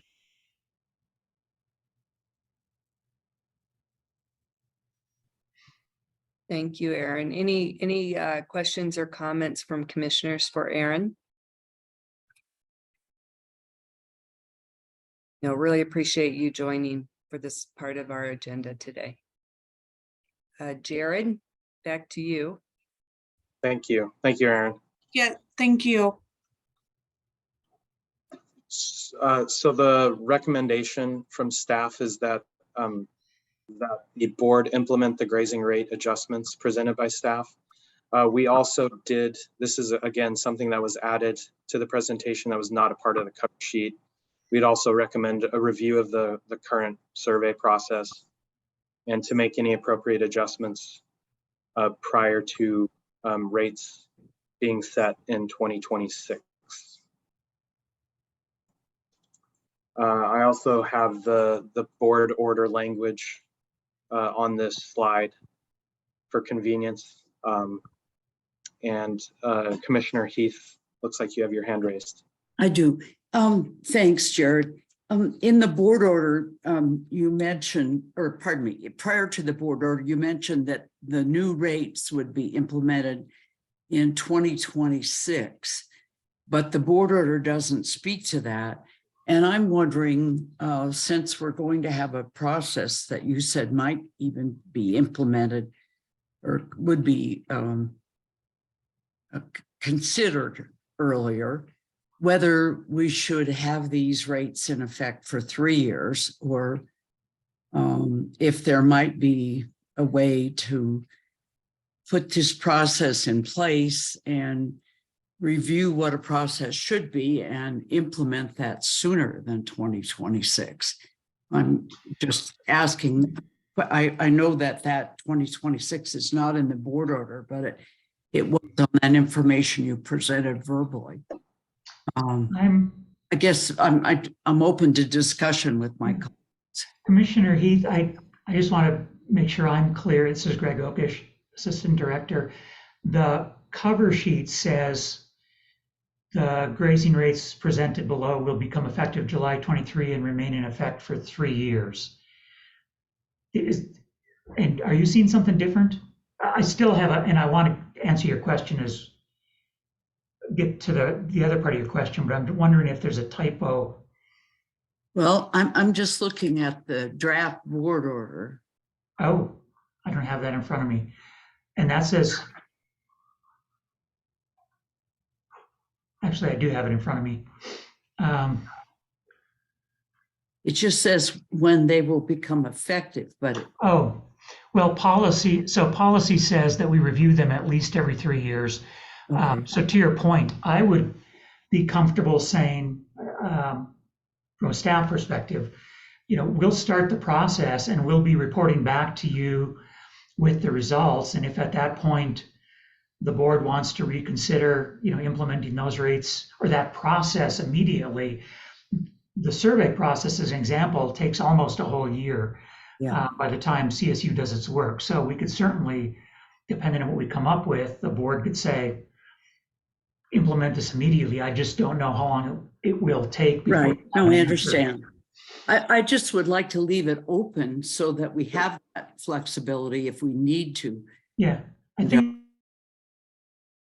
So I guess this is more a question. Could we do that? And I am eager to hear what staff and other commissioners think. And Commissioner Chavez, I see your hand raised. I don't know if it's to this point or something else. Yeah, no, I just wanted to point out too, just for, and we all know it, but for anybody in the public, that, on our board package this month, there was 4 leases that were adjusted downward because of drought. So it's not like, adjustments are made. So that was it basically. Okay. And Commissioner Frobe. Yes, I sort of, in response to Josie's question about the other commissioners, I lost the plot on what the question was with all this. Are we seeking to amend the board order that's shown on the screen and not saying that the process has been that they get implemented, they get decided and implemented for a 3-year period, but we've all talked about there's a need for a new process, which staff will be digging into. So I'm curious, what is the change to the board order?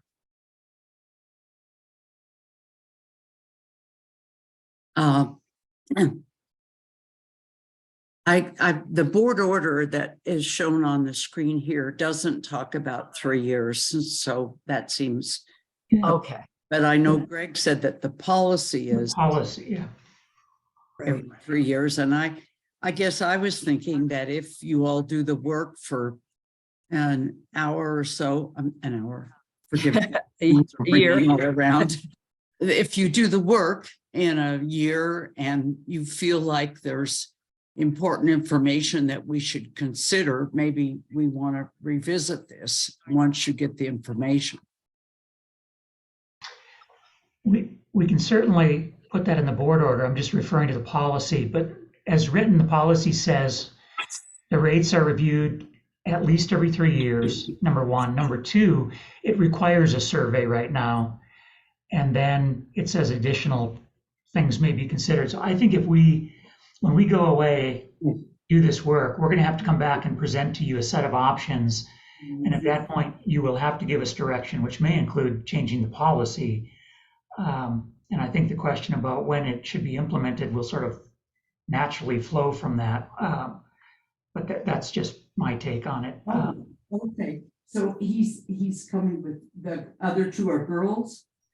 I think, Jared, your previous slide sort of articulated a commitment that we are going to review this, et cetera. And I think when we do our board orders, we often mention as presented at our board meeting and in our packet. And so we've had now real discussion about this, and we're hearing from staff that we will look at the process we're using and see if there's any adjustments. I understand what Commissioner Heath is saying. If there's something dramatically different than in terms of an output than what we're seeing from our current process, I absolutely think we should review that.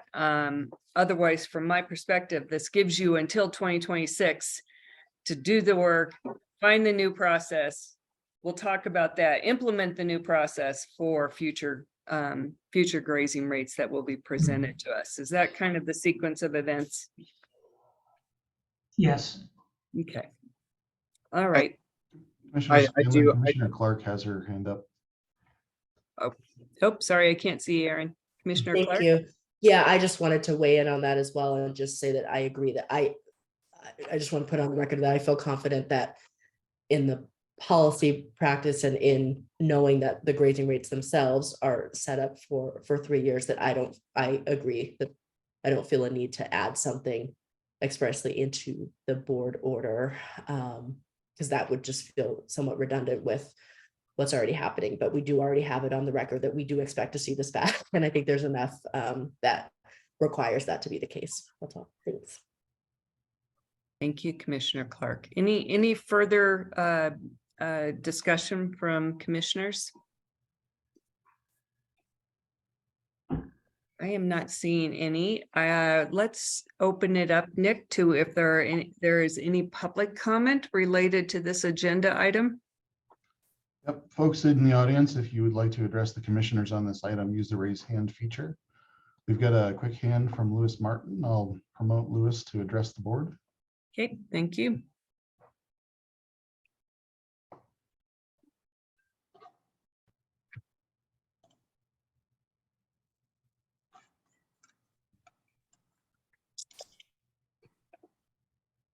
Mr. Martin, are you there? Yes, there. Can you hear me? Yes. Yes, you have a comment related to this agenda item?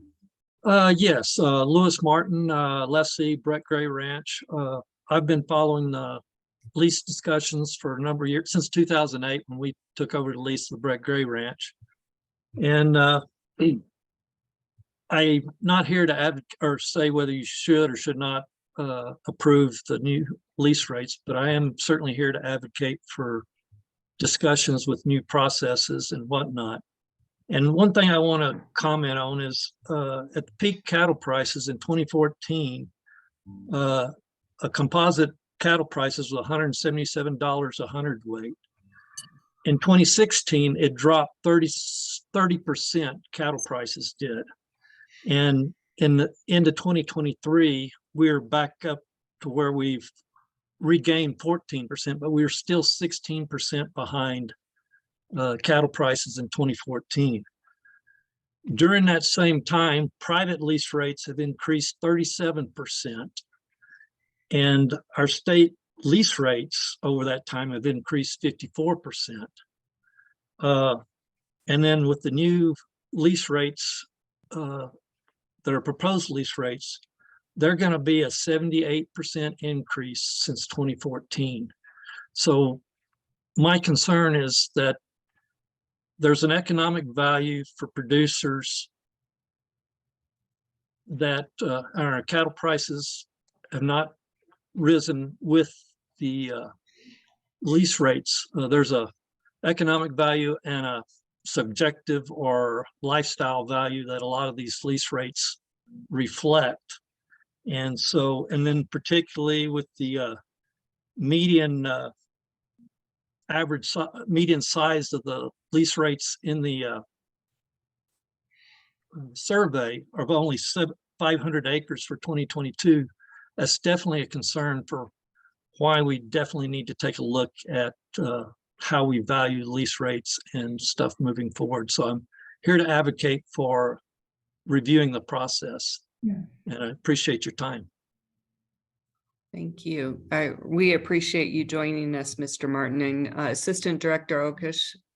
Well, a couple of thoughts. One, Lewis has been a participant in these conversations as long as I've been here, and has always, and I appreciate it, and has always sort of advocated for some sort of a commodity pricing based, Lewis, correct me if I'm wrong, but I think model. And it's one of the things we'd like to look at. So I'm sure he will be part of our conversations. The second thing I just wanted to mention for the commissioners whose ears may have gone up, I don't dispute Lewis's numbers in terms of the percent of increase to state rates, but I think it's important to note, for better or worse, that that time period includes, historically, if you go back that far, somewhere in the early teens, the state land board used to discount, I hate that word, adjust the private rates sort of like a flat 50%. And there was a lot of effort at the direction of the board to investigate why it was 50% and what an adequate or what an appropriate adjustment was. And it was determined that the adjustment at 50%, whatever percent it was too large. And so Lewis is right, it's gone up considerably, but a part of it was that initial, I believe, bump where the board took a kind of a significantly different approach to establishing rates. And we can go into all that history when we move forward and look at the rates. And then it's also perplexing. I want to go back to the survey. I mean, Lewis's point about the respondents is fair. And I've got to say, to some extent, to industry, this is self-inflicted. We sent out 2,000 surveys and we got 160 back. And to Lewis's point, a lot of them maybe from smaller producers, but I don't know where the other people are. They get the survey, we ask for their input and we don't get it, and we work with what we get. And that, it's one thing for us to say, we'll look at changing the process, but I just love to know why we can't get participation in the process we're using. So anyway, maybe I'm venting now, so I'll just stop. But I look forward to working with Lewis and others to get this, see if we can find a better, mousetrap. Well, In regards, go ahead. I'm sorry. I was going to say, in regards to the survey, I did participate in this past year. It's the first time I participated. I had never received a survey or a written survey in the past. So when it did come online, I do hold some private leases as well as state leases. And so I did participate this time. Good. Well, I think that's a fair consideration, Greg, that we should look at. If I think it's best practice to review this whole process anyway. It's time to do that. But I agree with you. One of the questions is survey response and why we're not getting more, and how can we do that and make sure that we are actually, that folks are both receiving the survey, that we are at least connecting with them, reminding them in some sense, even if it's an online email, to return it, et cetera. There's tools to use to kind of encourage a higher response rate that we should consider. All right. Again, thank you, Mr. Martin. And I know we look forward to your input into the reviewing this process. You're an important voice for us. Thank you. Do we have any other public comment, Nick, or any further discussion with commissioners? Folks, for this item, this is your last chance to raise a hand if you need to address the commissioners. I'll give it a 5 count. Commissioner, I have no additional hands at this time. Okay, why don't we go, Jared, do you mind putting the board order back on the screen? We will need a motion. Do we have a motion from our commissioners?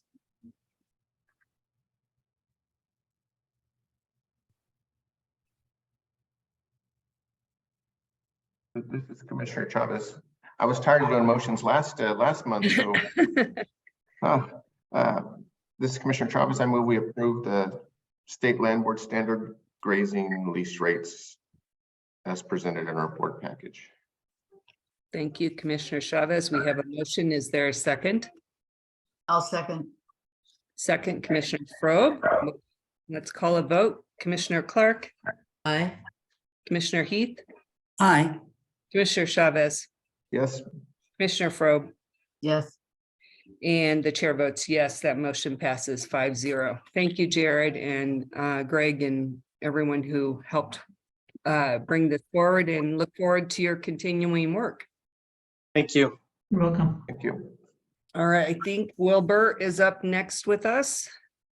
We're on to tab 5, a policy review of noxious weeds and invasive species, and we have Wilbur Strickert. We saved you a drive, Wilbur, today. Glad to have you on screen. Yep. Do you guys see my presentation popping up? Yes. Yes. Okay, thank you. Good morning, commissioners. My name is Wilbur Strickert. I'm the Northeast District Manager. And today I'm presenting to you the review of the noxious weed and invasive species policy. So the policy objective is to pretty much to take care of the noxious weed for the interest of the long term of the trust. This is a statewide policy, so it covers our entire state, and as you can see, we have pretty spread out across the state, so it covers all of that. So this policy was originally adopted in 2014, and over the course of time, we've made a few adjustments here and there to it. Its last review was in 2019, and in 2019, we had a fairly large amount of changes that we made at that point. What we're looking at today for this review, we haven't really changed a lot of language. There's been a few little words changed just for consistency with other policies and such, but there's very little that has changed. The biggest change that we did is asking to delete the watch list paragraph. And what this paragraph is it's not really a list of noxious weeds that are to control. It's a list that is what the Department of Ag is possibly concerned about. So they'll list several plants on here, and they get these from their Noxious Weed Advisory Board, and also county weed managers, and also local citizens can send these weeds to the Department of Agriculture and ask for them to be put on the watch list, and they'll kind of watch them to see if they're causing problems in our state. In 2020, the Department of Agriculture removed the watch list off of the out of their list and moved it down to it's just listed on the website now. It's not in their policy. And so we figured it was kind of looked like we should align with more what they're doing. And so we decided it was time to delete it and just leave it on their website, and so for a watch list. Does that make sense to everyone? Yes. Okay. So with those changes, I mean, staff is recommending that the board approve our changes that we made as showed in Exhibit 3 that's posted in your board packets. So is there any questions for me? Any questions or comments from commissioners? Commissioner Chavez? Hey, Wilbur, how are you? I'm good. Happy New Year. I haven't seen you in a while. My only concern, and I brought it up earlier or last week when we got their package in the mail, was regarding, excuse me, under management practices, where you change the words state land board staff are trained and lessees are provided, blah, blah, blah. But my concern was the, where was it? Right below the, in management practices, educational materials include identification of weeds and species and options for effective prevention, excuse me, prevention. And being a farmer and the issues that we have to deal with in controlling weeds and invasive species, those are, and we have to be certified by the state as an applicator, or at least in the West where I am today, further West, even the people making recommendations have to be licensed by the state to, and throughout this stuff, even the brochure part, where does it say here? District managers discuss control methods with lessees, develop treatment plans with district manager. These are spelled out throughout our information. And that just, if our district managers or staff aren't trained or don't have the certifications to make recommendations, or they recommend, well, again, they're not trained and potentially make a recommendation that is wrong, or just inadvertently, or picking, I'm constantly looking at chemicals and their interactions. And that's just my fear, is that the lessees need to make sure, I mean, we may give them a list, hey, here's a list of 50 chemicals you can use on your ranch land, but we're not specifically recommending, what they do. That's my concern. I completely understand your concern. We usually look at this approach that for our training that we do, those of us usually go to trainings for different plant IDs things. We usually go to CWMA. They have a lot of information for us. We go to those sort of trainings. There are some of us that are on staff that actually are fully licensed and everything with the state. But really the recommendations that we look at with lessees, we usually don't tell them what chemical to use. It's more of an ID. We ID plants for them. Just say, yes, you do have Canada thistle. That is what it is. Let's come up with a plan to treat it. When those plans are, any sort of plan is developed, it's pulling in a county weed control manager or CSU extension. We've never drawn up any plans, to my knowledge, that is just between the district manager and the lessee. We've always used an external partner that has way more knowledge than what we do on the topic. Is that kind of what you were more looking for there? Yeah, absolutely. Yeah, it scares me. And again, my experience in drift issues, or if we're spraying near a carrot field, or you know what I mean? I mean, if you have drift, there's just a lot of issues when it comes to herbicides and insecticides. They're obviously highly toxic to hopefully the weeds. And I just want to make sure that we're not specifically, our staff just put this on. This works. Yeah, I used it last week. It works. It's, and it's just more general. Mm-hmm. Yeah, and the other thing that we do a lot of is Department of Ag has the fact sheets posted on their website. And we will print those off and hand those to people. It tells different control measures for the plant. I mean, it usually goes through cultural, biological, and then a chemical control. And then Department of Ag actually lists some chemicals that actually will control the product. And we have handed those to people and said, take a look at this, talk to your county weed manager. This is something that how you could control this plant. There's a lot of options to it. Yeah, that's perfect. If that's what we're doing, wonderful. One of the things that we like to look at and pay attention to when we're getting trained is people bring in the cost share with us, and they fill that out. And one of the things that we all try to look at is, okay, so are they trying to treat Canada thistle in this pasture? And let's say I'm just going to use this as an example, Roundup. They're spraying Roundup on it. Well, like if Jared got that in his office, he'd look at that and be like, oh man, that's probably not a very good idea. I think I need to talk to this person and say, you need to go talk to your county weed manager or CSU extension. And this is what you're trying to use is probably not going to work for you, and just kind of refer them to somebody that knows a little bit more. Greg, I see your hand up. Oh, you're on mute.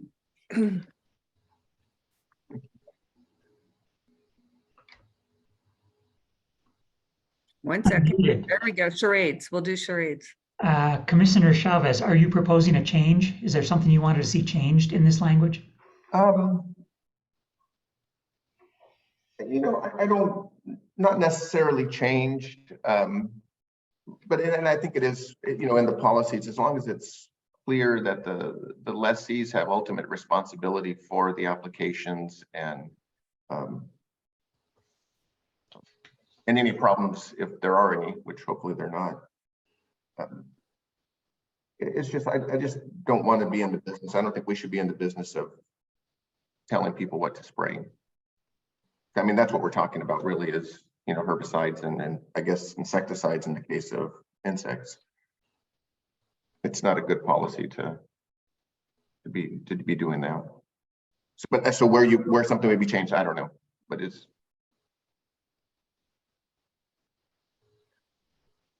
I think we're hearing the practice is fine, but we just need some clarification on how we intersect with this particular issue vis-a-vis anything that they might be spraying or putting on our lessees' lands and helping them to do and make the best choices and the safest choices. Yeah, absolutely. But and again, it's not this policy, but in the other forms, you know, develop treatment plan with district manager. Well, that would usually talk about specific chemicals and but again, with the policy, yeah, no, it's great. And if there are people on staff that are certified to be, I'm not sure what they call them in Colorado, pesticide control advisors is what they are in California, I think in Arizona too. Yeah, so I don't know what to, I don't have a recommendation for modifying it other than just practice for how we actually practice. Yeah. I appreciate that. I have some clarity as well, so I appreciate the conversation. Any other comments or questions for Wilbur from any of the commissioners? I don't think I'm seeing any. Nick, can we see if there's any public comment related to this agenda item? Yep, folks in the audience, if you'd like to address the board on this item, please use the raise hand. No hands raised, Commissioner. All right. Why don't we go ahead and move forward with a potential vote? We will need a motion. And so move the adoption of board order relating to noxious weeds and invasive species, number 400-002. Thank you, Commissioner Heath. Is there a second? Second. We have a second. Commissioner Clark. We'll call a vote. Commissioner Clark. Aye. Commissioner Heath. Aye. Mr. Chavez. Yes. Commissioner Frobe. Yes. And the chair votes yes. That motion passes 5-0. Thank you, Wilbur. We appreciate your time with us today. Thank you. Wilbur, before you leave, can I ask you a question? What are people recommending for the elimination of Canadian thistle? Yeah, I have that too.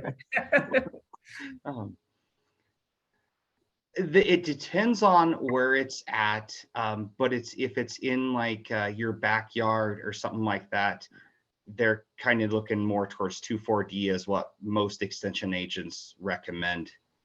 But if it's out in the pasture or something, there's a lot of different options. There's a lot of really good chemicals. Department of Ag has a really good list on their fact sheet, and they work very, very well.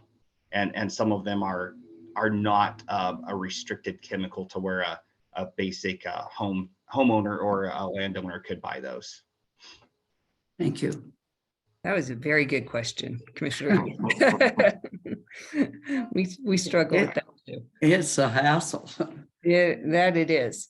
Well, Okay, I'm still waiting for Mindy to give us a recommendation on how to kill cattails.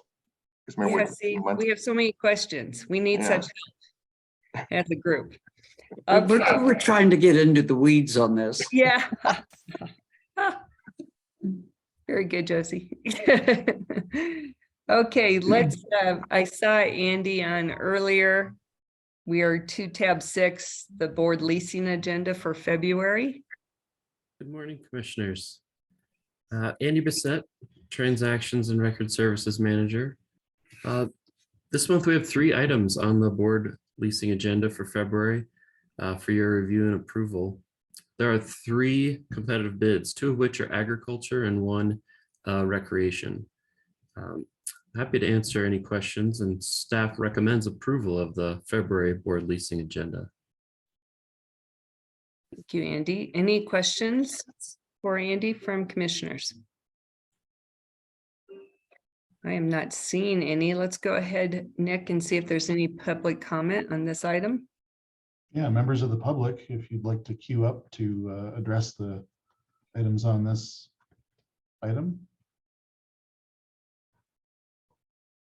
No hands, Commissioner. Okay. We will need a motion to support this agenda item with the board leasing agenda for February.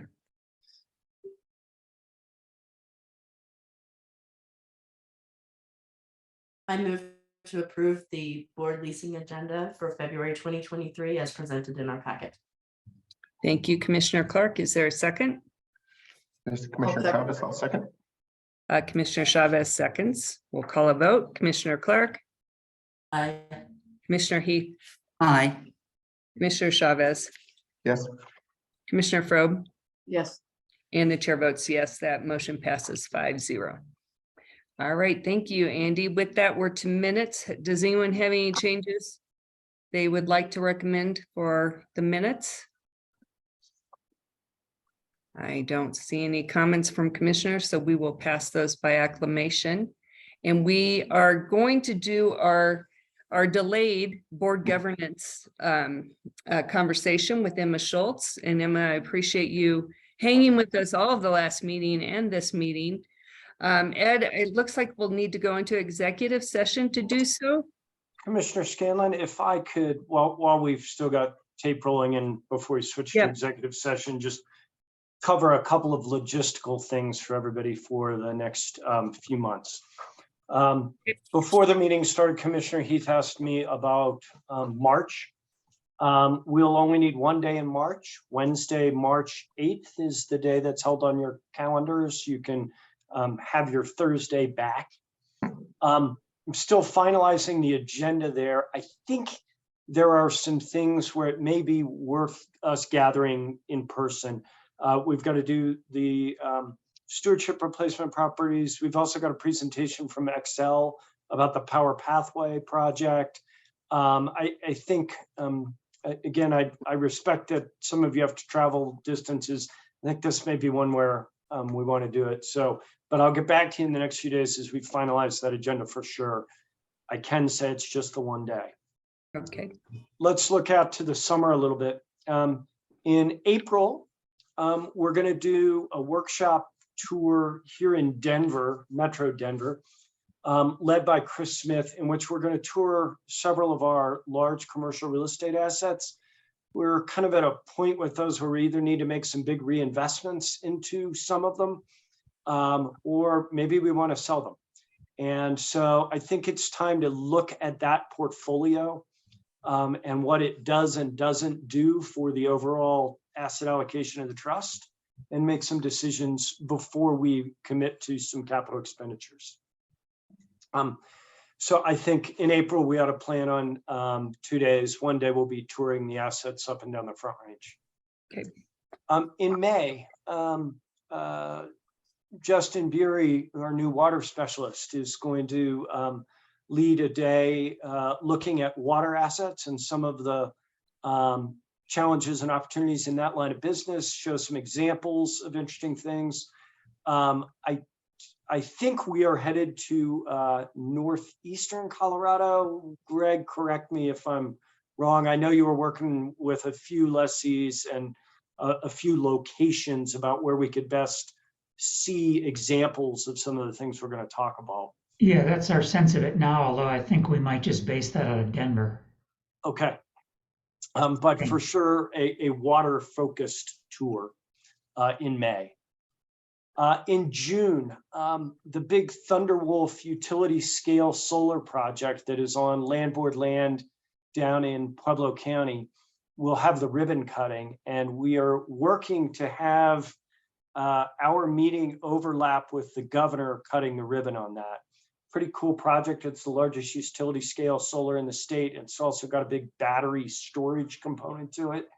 And that will be, we'll probably stay in Pueblo for that meeting. So 2 days in June. We may also see the GCC cement plant, which is near there. We've got a large cement operation on our land. And that's interesting for a couple of reasons, not just the cement it produces, but also there's a real carbon capture and storage opportunity there that generates lots and lots of carbon and heat. And we may be able to catch it there and inject it under land board land as well. Crystal's working to find how we're going to play in that new market. So that's a preview of June. For July right now, we do not have a tour planned. It's possible we'll have new commissioner orientation. I don't know what the governor will do, but Commissioner Heath, Commissioner Scanlon, I think you're both aware that your terms end in June. I want you both tremendously to apply for reappointment. And as you both know, it's not my pick. It's not. So I don't know what will happen there, but right now we don't have a tour planned for July. August, that's going to be an oil and gas day, and Crystal is putting together a tour up in north central Colorado that will include interaction with one of our large operators. She's pulling that together, but there's quite a bit of new technology that our large operators are using in their drilling operations. There are also a couple of our customers have operations centers up there where they can really control their entire pipeline and drilling networks from. That's pretty cool to see. And so I think we will be up in the Greeley area for August touring. And September, the current plan is for us to be down in Southwest Colorado. We've invested quite a bit of money into the North Mountain Ranch. We've got some new facilities down there that you all ought to see. It's also, that is one of our largest recreation leases. That's quite an operation that they've got down there. And if anything were to happen on Wilson Mesa, we can tour that while we're down there as well. I don't think it's worth the tour to Wilson Mesa until that gets that lawsuit gets resolved and that asset gets back on the market again. But that may be an appropriate time for us to go down there, September. Two other possibilities that we kept as placeholders, again, in the interest of trying to have you see things before you make decisions about them. One may be Dowd Junction, where Greg is working hard with a planning firm up there. We have a bunch of meetings that will happen this spring with local municipalities, Town of Avon, Town of Vale, Eagle County, School District, others. Greg's working hard with our planning firm to coordinate all that. We're, to date, we've been figuring out what are the constraints and possibilities there. And then we want to meet with the local communities to talk about what's desirable and how would we do that. And so depending on the progress for that, we may need to visit Dowd. And second, the Lahara parcel. If BLM and the Forest Service both have funding and are ready to take down the first phase of the Lahara property, we may want to go see it in advance of that sale. Again, those two agencies are presumed to be the buyers, and they're going through the process of getting funds to pull that off. So that's my sneak preview of our upcoming summer. Any tours or comments on that? And then I'll hit one other item. Okay, good. No, Hearing so none. are you thinking for April 2-day meeting? Is that what I'm just capturing? I think so. I think we'd tour the assets one day, stay overnight, and have the meeting the Okay. next day. I don't have the agenda baked yet for the meeting itself. So I don't know that we could compress it all down into one day. No worries. And do So justice for, it sounds like for the foreseeable future, plan on 2 days, except for March. March is just one. except March. Yes. Yep. Just the 8th. Okay. Yes, please. So one other item I want to hit while we're still on the record here. I want to give a real shout out to Commissioner Scanlon, who has done yeoman's work and countless hours over the past 2 to 3 weeks.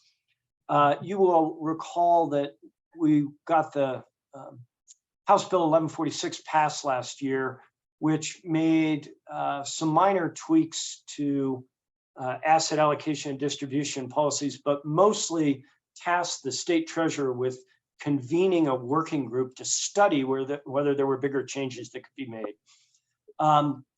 For a variety of reasons, that working group didn't start until about 45 days before the final report was due to the legislature. And so Commissioner Scanlon and I have attended, I think, a half dozen 2-hour meetings in the last 3 weeks.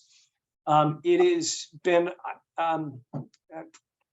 Commissioner, maybe I ought to let you describe it, but I would say it's not a Keystone worthy working group. I'll take that as a compliment. Yes, it was, there wasn't a hierarchy of decisions. They broke the group into 3 smaller groups to deal with sort of some tactical things before we all agreed on what the problem was we were trying to solve. And it will be really interesting to see the report that comes out of this. Until we've seen that, I'm not entirely sure what to recommend as an organization that we do about it. The report will get presented to the Interim School Finance Committee. That is still chaired by Speaker of the House McCluskey, and she is who ran 1146 to begin with. So again, we'll have to wait and see what the report says. It definitely did not line up squarely with the recommendations we were making, but we're not sure how far off it is or isn't yet. And on a related note, at the very end of the very last meeting, so, I think there were 6 2-hour sessions. In the last minute of the last meeting, someone from the education community spoke up and said, oh, by the way, we're planning to run a bill this year that sweeps all your excess revenue again, Land Board, because we have, yet another worthy cause for this money. But this is the battle we've fought each of the last 3 years, where the half of our revenues that's supposed to go get reinvested into the permanent fund, someone comes along with their big idea. And I don't mean to knock the ideas. I'm sure some of them are worthy, but it seems like every year someone puts forth a plan to stop investing in the future and instead take all of the money for today. And so I am trying to find out if that bill has a draft and a title yet and see who to speak to about that. But I want you all to know that we'll be playing defense on that front again, because again, this would take 100% of everything we earned potentially for several years and invest nothing back into the permanent fund. And I think we have all committed as a group that we are wanting to achieve intergenerational equity, which requires some amount of investment into reinvestment back into the permanent fund. So I'll stop with the long soliloquy. Commissioner Scanlon, anything you wanted to add to that? No, I think that sums it up pretty well. We're very, very, very curious what the final report will look like. It was a very fast, slightly rushed process. So hopefully we have what we advocated for from Land Board and an investment board perspective will will be put forward in recommendation. So you'd see some changes to statute that we'd like to see realized, and with the goal of growing the permanent fund over time. Any other announcements or questions? I have a question for the commissioners. It is 10:40, basically. Emma, I think you need about half an hour. Is that right? Do you all want to take a quick break and then come back for Emma? Commissioner Scanlon, it would be helpful for me to take a quick break. I need to flip some switches and Let's do it. lock this down. And I I'm also have a question. Ed, the last time we did this, I think we basically cleared the room of everybody but commissioners, but I don't remember if we did a recording for that session. Do we need one here? Do we? I don't recall whether we cleared the room, but we should record it. We should treat it just like any other executive session. However, because there are general questions and general matters about how the agency works, staff members are welcome to sit in or listen to the presentation if any are interested. Nick, I got a preview of some of what was going to be discussed the other day, and I thought it was really good material, and I therefore asked Ed if I could. I invited some staff to sit in, or suggested if they had time they should, because it would be good for them to hear it. So whatever you decide, that may be why a lot of people appear to be staying. Sure, Yeah, no problem. I'm wondering, do we have to go into executive session? I kind of thought we didn't do this before. This is our training on, sunshine and all these other things, right? Yes, so the presentation involves discussing legal advice on various statutes, open meeting law, CORA, fiduciary duties. As always, attorney-client communications is a privilege that's held by the client. So if the board would prefer to do it in open session, it certainly can elect to do that, and we would be happy to proceed. But it does involve attorney advice to our client, you as our client, regarding those topics. I do think probably the first time we did this presentation, it may have been in open session. The more recent presentations have been in executive session, and that has aligned with how our office has generally been providing these trainings to the various state agencies. But we can handle it however you'd prefer. But for now, it's set up for us to go into executive session. I was just curious. I've done a couple with the university board I was on, and it was in a giant room with all of the governing boards, and it certainly was not private. Yeah. Yeah. Again, I don't feel strongly. I just wondered why, because I think everything we're talking about is what the public should know around how we are conducting our business. So that's perfectly legitimate, and we'll be happy to do the presentation in open session. Again, however the board would like to approach it, but it would be authorized for executive session if the board wants to do it in executive session. It is fascinating material. I can't imagine we wouldn't have a huge audience, but anyone feel strongly either way? I just raised the question. Commissioner Heath. No, I would support doing it in open session as well. I think we're always wanting to think about public trust, and it feels like if there's really not a particular reason that we think this is highly sensitive, then I think it's helpful for the public to understand what kinds of things we need to be thinking about. So I would support being in open session. I would agree. Yeah, I think that's fine. We're rebels, Ed. You know how we roll. That all sounds great. We still do want a break, though. Yes, we will take a break. I think that's good. My one last comment is I sensed a bit of irony in the chair's comments about the fascination and enthusiasm for the presentation. And I will note that while that irony may be well deserved on my behalf, Emma has a very good presentation, and I think the commissioners may find it more entertaining than the typical Ed Hamrick droning. I was definitely not saying anything about Ed Hamrick. It's so interesting you interpreted it that way. Okay, why don't we take a quick break? Let's see, it's 10:45. 10 minutes, would that work for you, Nick, and everyone? Okay, let's come back at 10:55. Thanks all. Great, terrific. All right, Emma, I believe the floor is yours. Give me just a second while I get my screen shared. For the record, my name is Emma Schultz.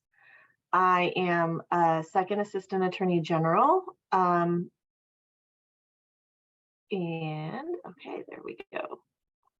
Let's try and make sure I can see. You all see my slides there? Yep. Yes. Fantastic. So thank you for having me today for this presentation. We are doing a general training and we are having this in open session. So just keep that in mind. Let's not ask specific questions about specific conflicts or situations, if possible, just so that we don't waive any kind of more specific attorney-client communication privileges. Note that this material can be sort of dense. And with that in mind, I definitely like this training to be more of a conversation than me talking at you about laws and standards for half an hour. So please feel free to interrupt me with questions. I'll do my best to keep an eye on all of the lists to see if I can raise hands, but feel free to interrupt me also. We're going to be talking about the open meetings law, open records law, your role as trustees of the State Land Trust, and in general, your duties as commissioners on this board. This presentation comes out of the requirements from House Bill 18-1198 in 2019. The General Assembly decided that it was important that every board and commission in the state has an annual training about their duties as members of those boards and commissions. I'm not going to read all of the list of things you're supposed to receive training on every single year, but rest assured this is based in statute. The Land Board is not a statutorily created board or commission, but they're a constitutionally created commission. But we think it's important that you comply with this law anyway. This is important stuff to keep at the front of your mind. So today we're going to talk about 5 things generally. We'll talk about the mission of the Land Board, your fiduciary duties, the Open Records Act, which we lovingly call CORA, the Open Meetings Law, and government volunteer ethics.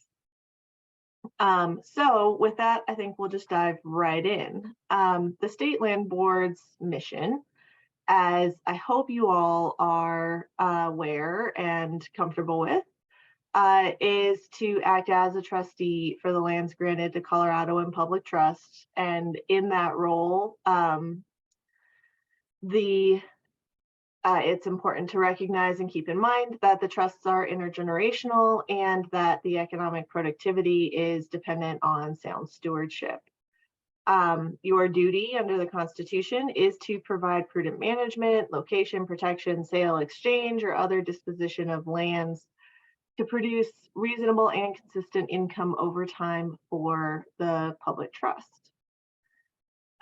So in that role, technically, you are trustees. And as a trustee, you have fiduciary duties to the trust. These fiduciary duties are unique to this board in the state. There are not other boards that manage a trust for the benefit of the public. So these are sort of special duties and aren't specifically listed in that statute, but they really should drive how you work here. And we talk about it a lot at the board meetings. You all talk about your fiduciary duties and what should or should not be done or how you honor those. So I think it's important to have a good sense of what your duties actually are under law. In this case, you, all trustees have a fiduciary duty to the beneficiary of the trust. And here, the beneficiary of the trust, the exclusive beneficiary of the School Lands Trust is the public schools. I want to note that there are other trusts, and those that you manage and those other trusts for which you are trustees have different beneficiaries. The School Lands Trust is the biggest. It's the one we talk about the most. But in any instance that you're acting on behalf of a trust, you have to have in mind the beneficiary of that specific trust. And as a trustee, you owe a standard of care to the trust. So what is that standard of care? The standard of care is what a reasonably prudent person would do in the same circumstances when you consider the terms, purposes, and priorities of the trust. And that standard of care is more fleshed out in a few specific, well, 4 specific actual fiduciary duties. So we'll talk about each of these. You have 4 duties that are primary and overarching as a trustee. And those are the duty to obey the trust terms, a duty of prudence, a duty of impartiality, and a duty of loyalty. And we'll talk a little bit about each of these. So first up, the duty to obey the trust terms. In order to obey the trust terms, you have to know what those trust terms are. In a private setting, that would be the document that forms the trust. Here, the documents that form these trusts are the Colorado Enabling Act, the Constitution, and your governing statutes. I presume you all have been given copies of these. If you would like another copy, we can get those provided to you. These are important documents. They're important for you to feel comfortable reading and taking a look at. These terms define the limits of what these trusts can do. The duty of prudence means that you exercise care, skill, and caution in performing your duties as a trustee.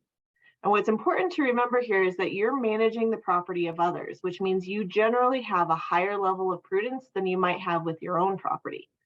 It's one thing to say, I've got a ranch and I'm going to do this on my ranch because I want to do this on my ranch, and saying we should allow that on a trust property or the trust property to be used that way.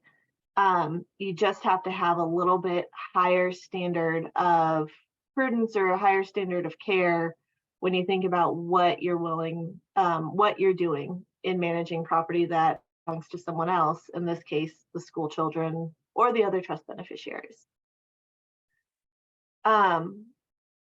So I mentioned those 3 things: care, skill, and caution. And each of those are fleshed out a little bit more in law about what it means to exercise care in acting as a trustee and what it means to have appropriate skill or exercise caution. Care really is about making diligent efforts to become sufficiently informed when you're making a decision. The staff at the land board works really hard to make sure you have all of the information you need to make well-informed decisions. But this is part of where we hope, and it's a part of your duty to ask questions to make sure that you are fully informed. If something hasn't come across to you, then it's your duty to make sure that you feel like you have sufficient information. Skill sounds like it's a high bar, right? To have the sufficient level of understanding to appreciate the decisions that are being made. I wanted to point out that in the selection process to become a member of this commission, you've already shown that you have that skill. The application process, the vetting, the governor selection, Senate confirmation, all of those things pretty well verify that you have the appropriate level of skill necessary to exercise prudence and to fulfill your fiduciary duties. And the last piece is caution, which really means avoiding excessive risk and speculation. Again, staff works hard to not take something to you that would exceed a prudent level of caution for the recommendations, but this is something you have to exercise in your own judgment as well. You have to make sure that you are acting in a way that is appropriate for the trust and benefits the trust.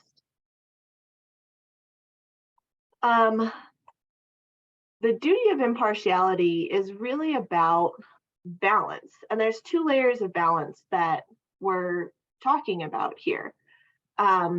When you are considering the terms, purposes, and priorities of the trust, you also have to balance the benefits or risks of the decisions you're making as between current beneficiaries. So does this appropriately balance the benefits to Denver Public Schools and the Kiowa School District, right? Are we keeping in mind current beneficiaries, all of the current beneficiaries?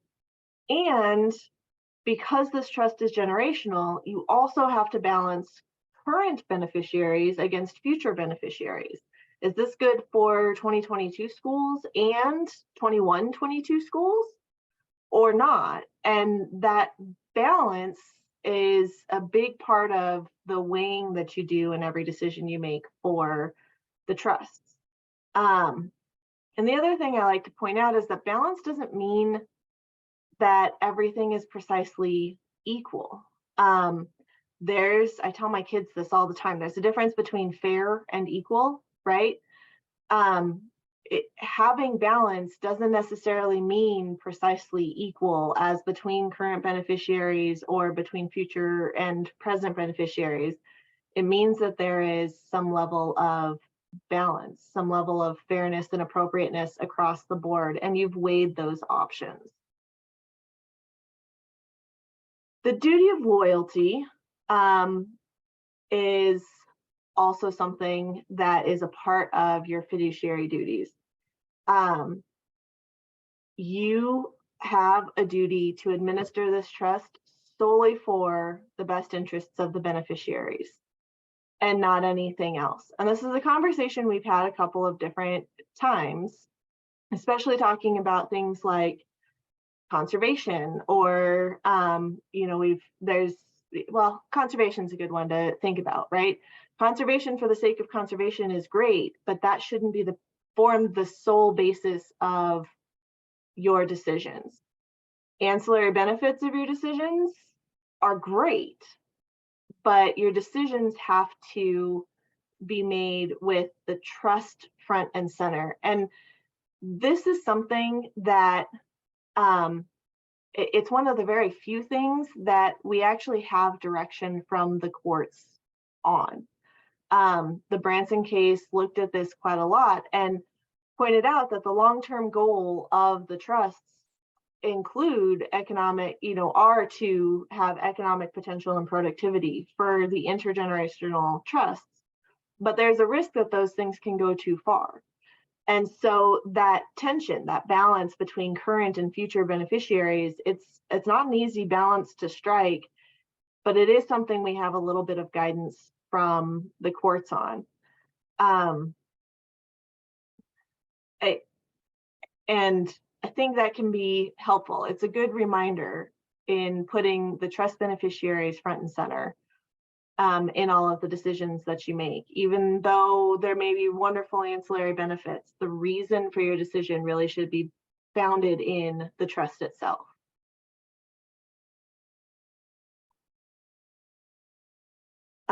Oops. I went ahead and I didn't show you the slide. Sorry, I'm getting confused here. There we go. That was the slide I was talking about. We have direction from the courts in the Branson case, and we have that it really does help us in guiding how to make decisions. So just to sort of recap all of the fiduciary duties, and that was a lot of kind of quick, high level information about your fiduciary duties.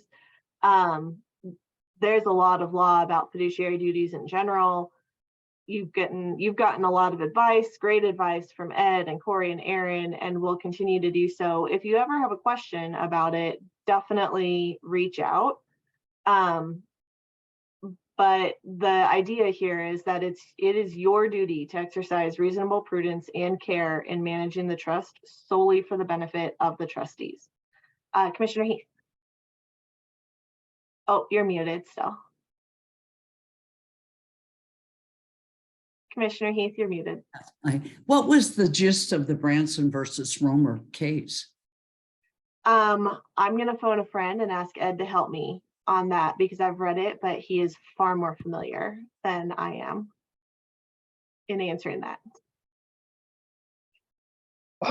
So the case was the facial challenge to the Amendment 16 in the wake of the passage of Amendment 16. And remember, Amendment 16 is the 1996 initiative that changed so much of how the land board operates, including creating, transitioning the land board from a professional full-time employee commission of 3 commissioners to its current configuration of 5 volunteer.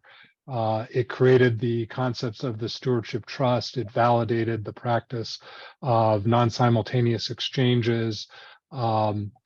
It shifted the constitutional obligation from maximize revenue to producing reasonable and consistent revenue over time, a whole variety of things. And that amendment was right after passage was challenged by the Branson School District and several other parties on whether it was complied with the terms of the original grant from the federal government of the trust lands.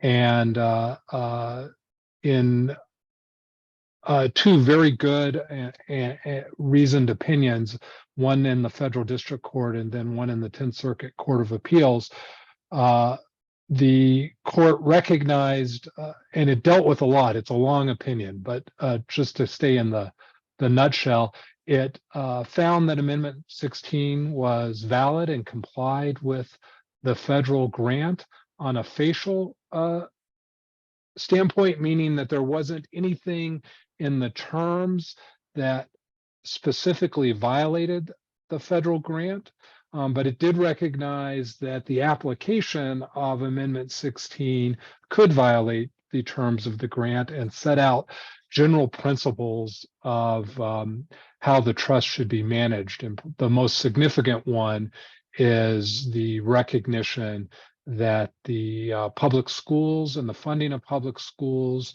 are the beneficiary. Board needs to act for the exclusive benefit of the beneficiaries. And again, as Emma has detailed out, exclusive benefit means you are deciding things from the perspective of what's in the best interest of public education and funding public education, not that there's no ancillary benefits, but that those ancillary benefits are the tail on the dog and they can't wag the dog.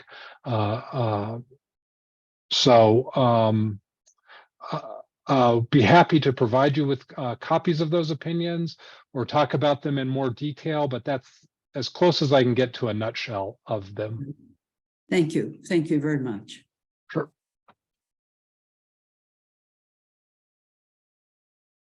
Okay, we are about to change gears in this training. So Did anyone have other questions about trustee duties and your fiduciary duties at all? Nope. All right. So moving on. Let's talk a little bit about the Colorado Open Records Act. The Colorado Open Records Act is a part of Colorado's Essential Sunshine Law. The act provides that all public records are open for inspection by any person at any reasonable times. There are exceptions, there are procedures, there are other pieces of this, but this is one part of the two parts of the law that make our government in Colorado transparent, and has been in effect since the late 60s, and have been a tool that we've seen used in a wide variety of ways. What's important here to know is that the Open Records Act, which apply to every record of the state, means that every single thing that is written is a record, and every single thing that is written is open to the public. For you, this means that everything you write as a commissioner is also a public record. This includes emails, text messages, instant messages. The list goes on and on and on. Everything is assumed open and available to the public unless some exceptions apply. And part of why this is really important is so that you understand what your duty is to preserve records in a variety of circumstances. So in order for a member of the public or the media, right, to obtain any of your records, they basically have to ask for them. And when they ask for them, our first inquiry is, which records can we say no to? There are some things that the public cannot get their hands on, cannot look at. They're detailed in statute, and there's a lot of case law about what is or isn't included here. The big picture, the big categories are the things that might actually apply for you all. Are things like real estate appraisals before closing. So the conversations about selling or acquiring properties can be kept out of the public purview. There's a private property exception that applies a lot to CPW, may not apply as much for you all. Attorney-client communications can be withheld from public disclosure, and deliberative process documents. So documents that are pre-decisional and deliberative can be withheld from disclosure. There are some other categories of documents that are not public records. There are other statutory exceptions. What's really important to know here is that the determination about whether a document is going to be released under CORA needs to be made by the land board's custodians, so the land board staff who specializes in open records work, and the Attorney General.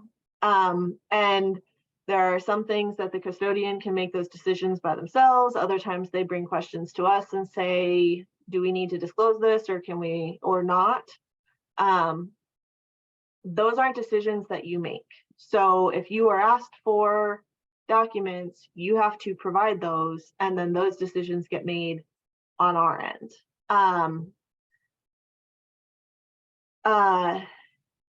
And there's a couple of points about this, right? In order to be a public record, the records have to be kept in your official capacity, which boils down to whether you created, received, or keep the records in order to aid your function as a commissioner, as opposed to for some other purpose.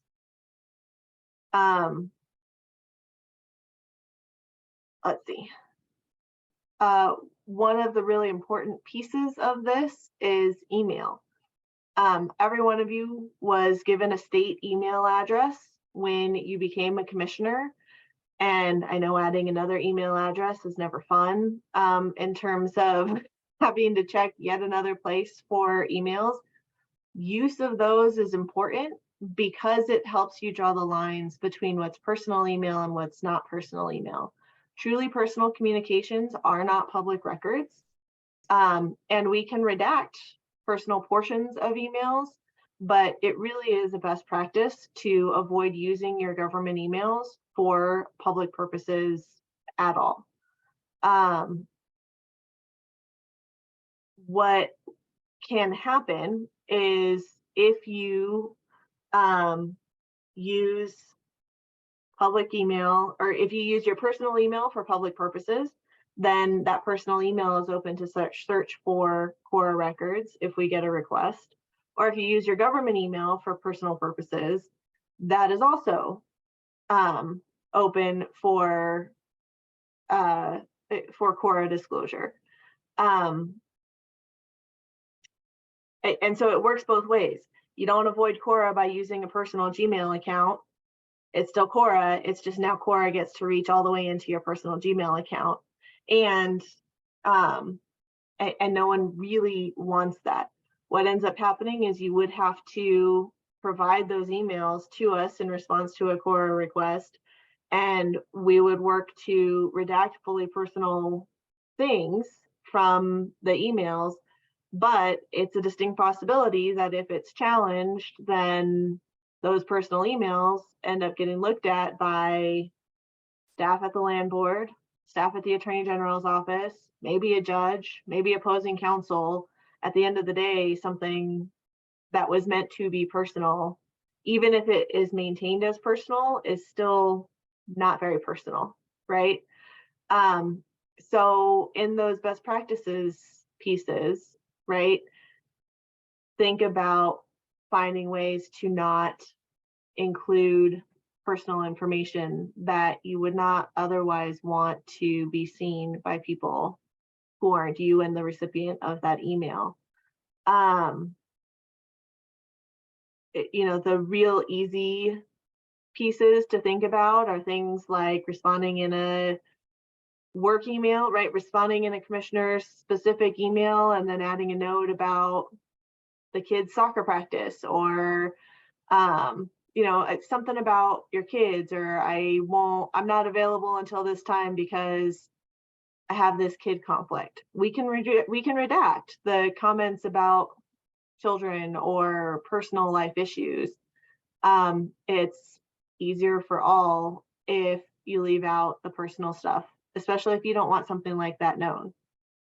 And the other thing to remember when we're talking about email in particular, but also now more than just email, is the Denver Post rule, right? If you're writing it down, would you be willing to see it in the Post?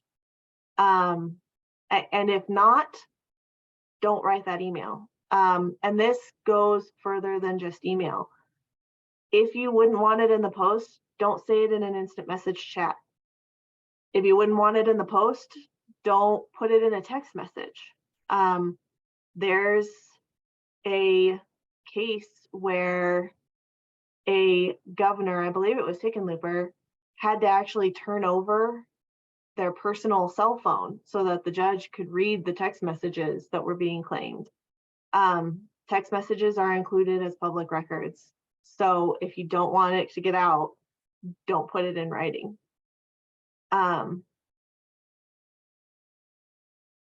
The other thing to know is that there's not there's no magic language for Cora. There's a process, and the public should follow the process. There's a way on the land board's website to ask for records from the land board that kicks off our time frame, but that doesn't mean that all of the public knows about it. It doesn't mean that all of the public follows it. If you get a request for a document that is a land board document, treat it like a Cora request, whether they use the words in Cora, whether they call it a record, it doesn't really matter. If someone says, Commissioner, I would like for you to send me X, send that over to Andy, Bill, and Nick at the land board staff. Do it immediately. And don't respond to that yourself.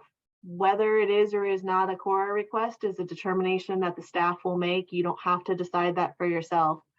You can err on the side of consider everything a Cora request, and we will help you sort that out and help come up with a response to it. And when in doubt, ask your staff. They are experienced in this and do know and can help you with it. The other question I hear often is, well, does this mean that I have to keep absolutely everything that happens to be a public record? And the answer is no. Cora doesn't obligate anyone to have any specific type of document retention policy. If you normally delete your emails on Friday and they're gone, then keep deleting your emails on Friday, with a few exceptions. And I'll go through those in a second. But I want it to be really clear. You don't have to hold on to anything, and you don't have to create anything just because of Cora. You can delete stuff. You can follow whatever normal document retention practices you normally have. You can't be doing that in an effort to avoid Cora, right? You can't hear some rumor that someone might make a Cora request for your emails and then decide to purge your whole email system. If you normally do something in terms of your document retention, keep doing whatever it is you normally do. It has to be a standard pattern of document retention and document management for it to not be a Cora violation. The other thing is you cannot delete documents or records if there is a pending Cora request. You cannot delete records if there is litigation reasonably anticipated, if you've received a litigation hold, or there is an audit ongoing. Okay, so every one of these you will get notice of. You don't have to guess about it. If you are told, well, we expect, this lessee to sue us, don't take that as a trigger to go and purge your emails, right? Keep the emails, leave it alone. If they sue us, you will get a litigation holds letter. It'll tell you what records to retain. It'll tell you what you can and can't do with them. Follow those directions. So you can't purge things as a result of being told we're going to need those documents. Okay? If they exist, and we will need them. That's about that on Cora. And before I move on to the open meetings law, I want to see if anyone has any specific questions about records.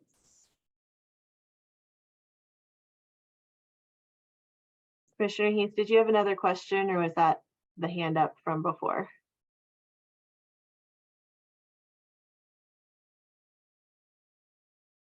All right, fantastic.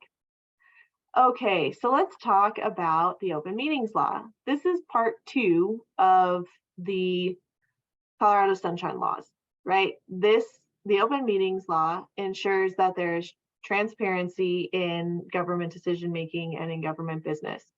The other point of the open meetings law is to prevent rubber stamping of secret decisions. Again, that's the flip side of making sure there's transparency. If there is transparency, there are not secret decisions. The open meetings law says that all public meetings are open to the public and that there is full and timely notice to the public. It also says that there are meetings or minutes of open meetings so that the public can see what happened at a meeting after the fact. A meeting occurs when there are 2 or more board members present or commissioners present and public business is discussed or formal action is taken. So we'll talk about those together a little bit more.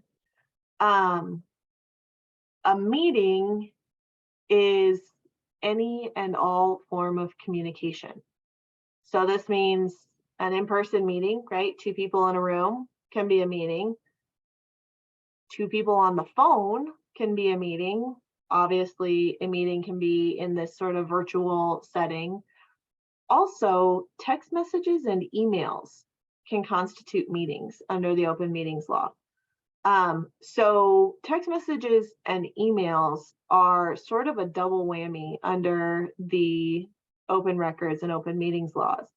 The records of those meetings are open records, and the meetings themselves, the emails and the text messages themselves, should actually be open to the public. That's a little bit impossible to achieve. And the takeaway there is, don't discuss business with other commissioners on text message. Okay.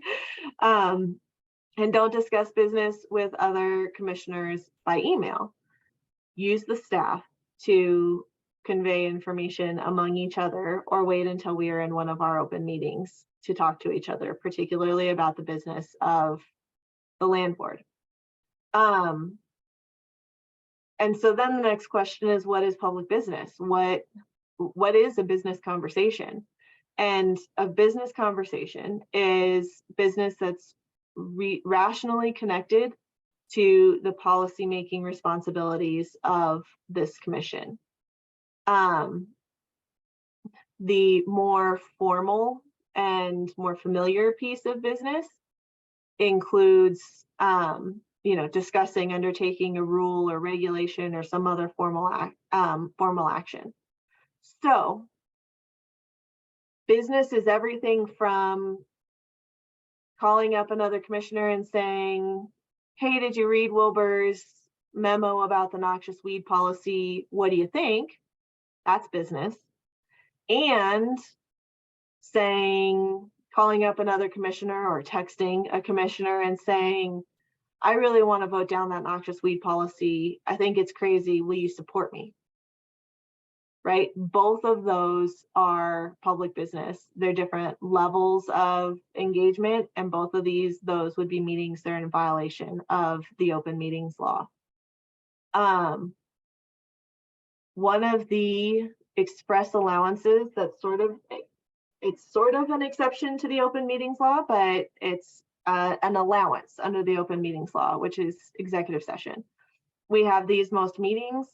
There are real specific requirements and allowances for what can be discussed in executive session.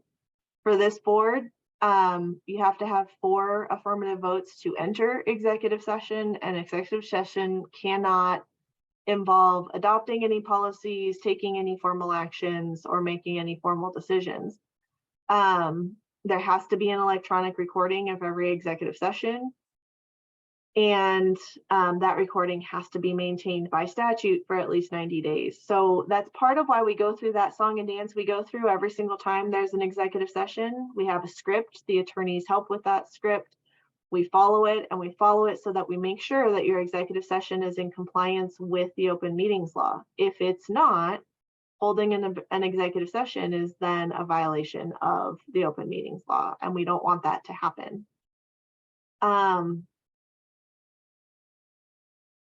Okay, so I just told you you're really not allowed to talk to each other unless you're in a meeting. and that's true, but what if, right? What if, you all are in similar lines of business and may have social interactions that have nothing to do with the land board. And the open meetings law doesn't forbid social gatherings or chance meetings. Both of those things can happen, right? If 3 of you wind up at the same conference about who knows what, managing public lands, being at the conference together does not violate the open meetings law. Talking to each other at the conference doesn't mean that you're violating the open meetings law. What violates the open meetings law is if at that conference you then start talking about some business of the land board, right? So when you run into each other out in public, don't talk about what's on the next agenda. Don't talk about what was on the previous agenda. Don't talk about, this upcoming policy or idea you have for one of the trusts. Have personal conversations, be friendly, don't talk about business.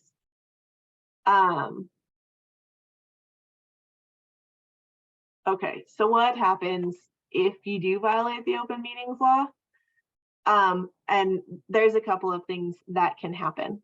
The court can vacate the governing body's action. So if you all met at a conference and made a decision to approve the noxious weed policy, and then that policy was rubber stamped at the next board meeting, and someone challenges it, that approval can be overturned. The other thing that can happen is the board can be subject to paying attorney's fees for the party who successfully alleged the open meetings violation. And then there is a way for the government to cure violations. We don't ever want you to get there, in large part because the real consequence of violating the open meetings law is the impact that it has on the public trust. The impact that sort of a government or of a court decision would have on how people view this board, right? There is a built-in government trust in government, and trust that you all are doing what you're supposed to be doing in an open and appropriate way, and failing to do so erodes that trust. And the more that trust is eroded, the harder it is to get it back, the harder it is to get funding approved, the harder it is for Bill to talk people out of taking funding for, taking funding away for the present because it takes away from the future, right? All of those things, if the public doesn't trust you as a board, then you aren't going to be effective as a board. So it all sounds sort of strict, and it even might sound like there's not real serious consequences from violating the open meetings law. The one that is not legal and that cannot be quantified is what it does to the public's trust in you, which is part of what makes it so important to follow the transparency requirements of the open meetings law. Okay. I'm about to switch topics yet again. Does anyone want to talk about the open meetings law or have any questions there?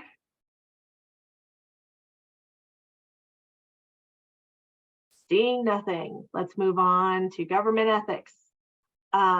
Everyone's favorite topic. So as a government volunteer, you are bound by the Colorado Code of Ethics. This is an actual statute that governs your behavior and requires ethical behavior from all government employees and volunteers. There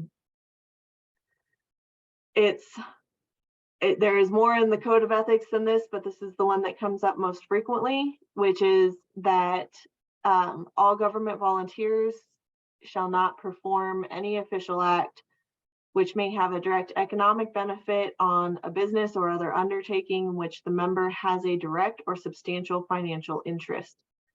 And this is a restriction on actual conflicts. It's important to note that this is also interpreted to, or the direct economic benefit is considered broader than you are going to take a commission on a transaction. Economic benefit includes things like conditions of employment or benefits in employment. It includes, it can go further than just personal business and can include family business. It can be relatively broad, but the code does not prohibit apparent conflicts. So where there's not an actual conflict, but only something that might look like a conflict, that's not actually barred by statute.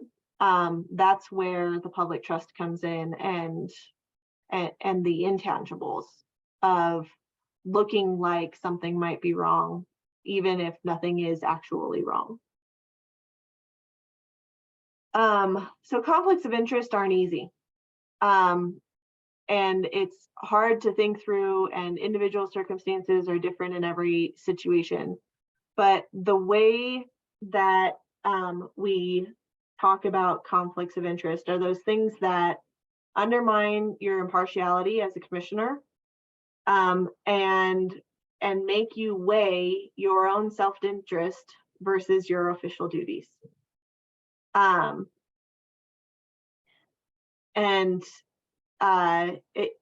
when you have to do that, you're looking at something that may be an actual conflict of interest, or maybe a apparent conflict of interest. And it's a place where we can help you, always. And then getting back to the appearance of impropriety, it is an important thing. It's not a violation of the code of ethics, but it is important to think about, just like with the open meetings law, what appears to be improper. And it's important to remember that looking unethical can be just as bad or more damaging than behaving unethically. One thing I wanted to point out is that there is a gift ban. It's Amendment 41. The current level of gift ban for government employees is $65. The gift ban itself does not apply to commissioners. It applies to state employees only, so it applies to the land board staff. But again, there's that appearance issue, right? If you all vote to approve a lease one day and then receive a $100 gift basket from the new lessee the next day, it looks bad, not unethical. It's not a violation of Amendment 41. It just doesn't look right. And I tried so hard to find a fun graphic for this, and my daughter is currently learning fractions in 5th grade, and this is the best I could come up with for a cute something to make this a little more entertaining. Improper fractions aren't wrong, they just look wrong. Okay, so that's what I have. And I am open to any questions. I'm not sure I stuck to just the 30 minutes, and I apologize for that, but it's all important stuff. I think that was super helpful, and I liked your graphics. I like the fractions. It was improper for sure. Any questions or comments from commissioners for Emma?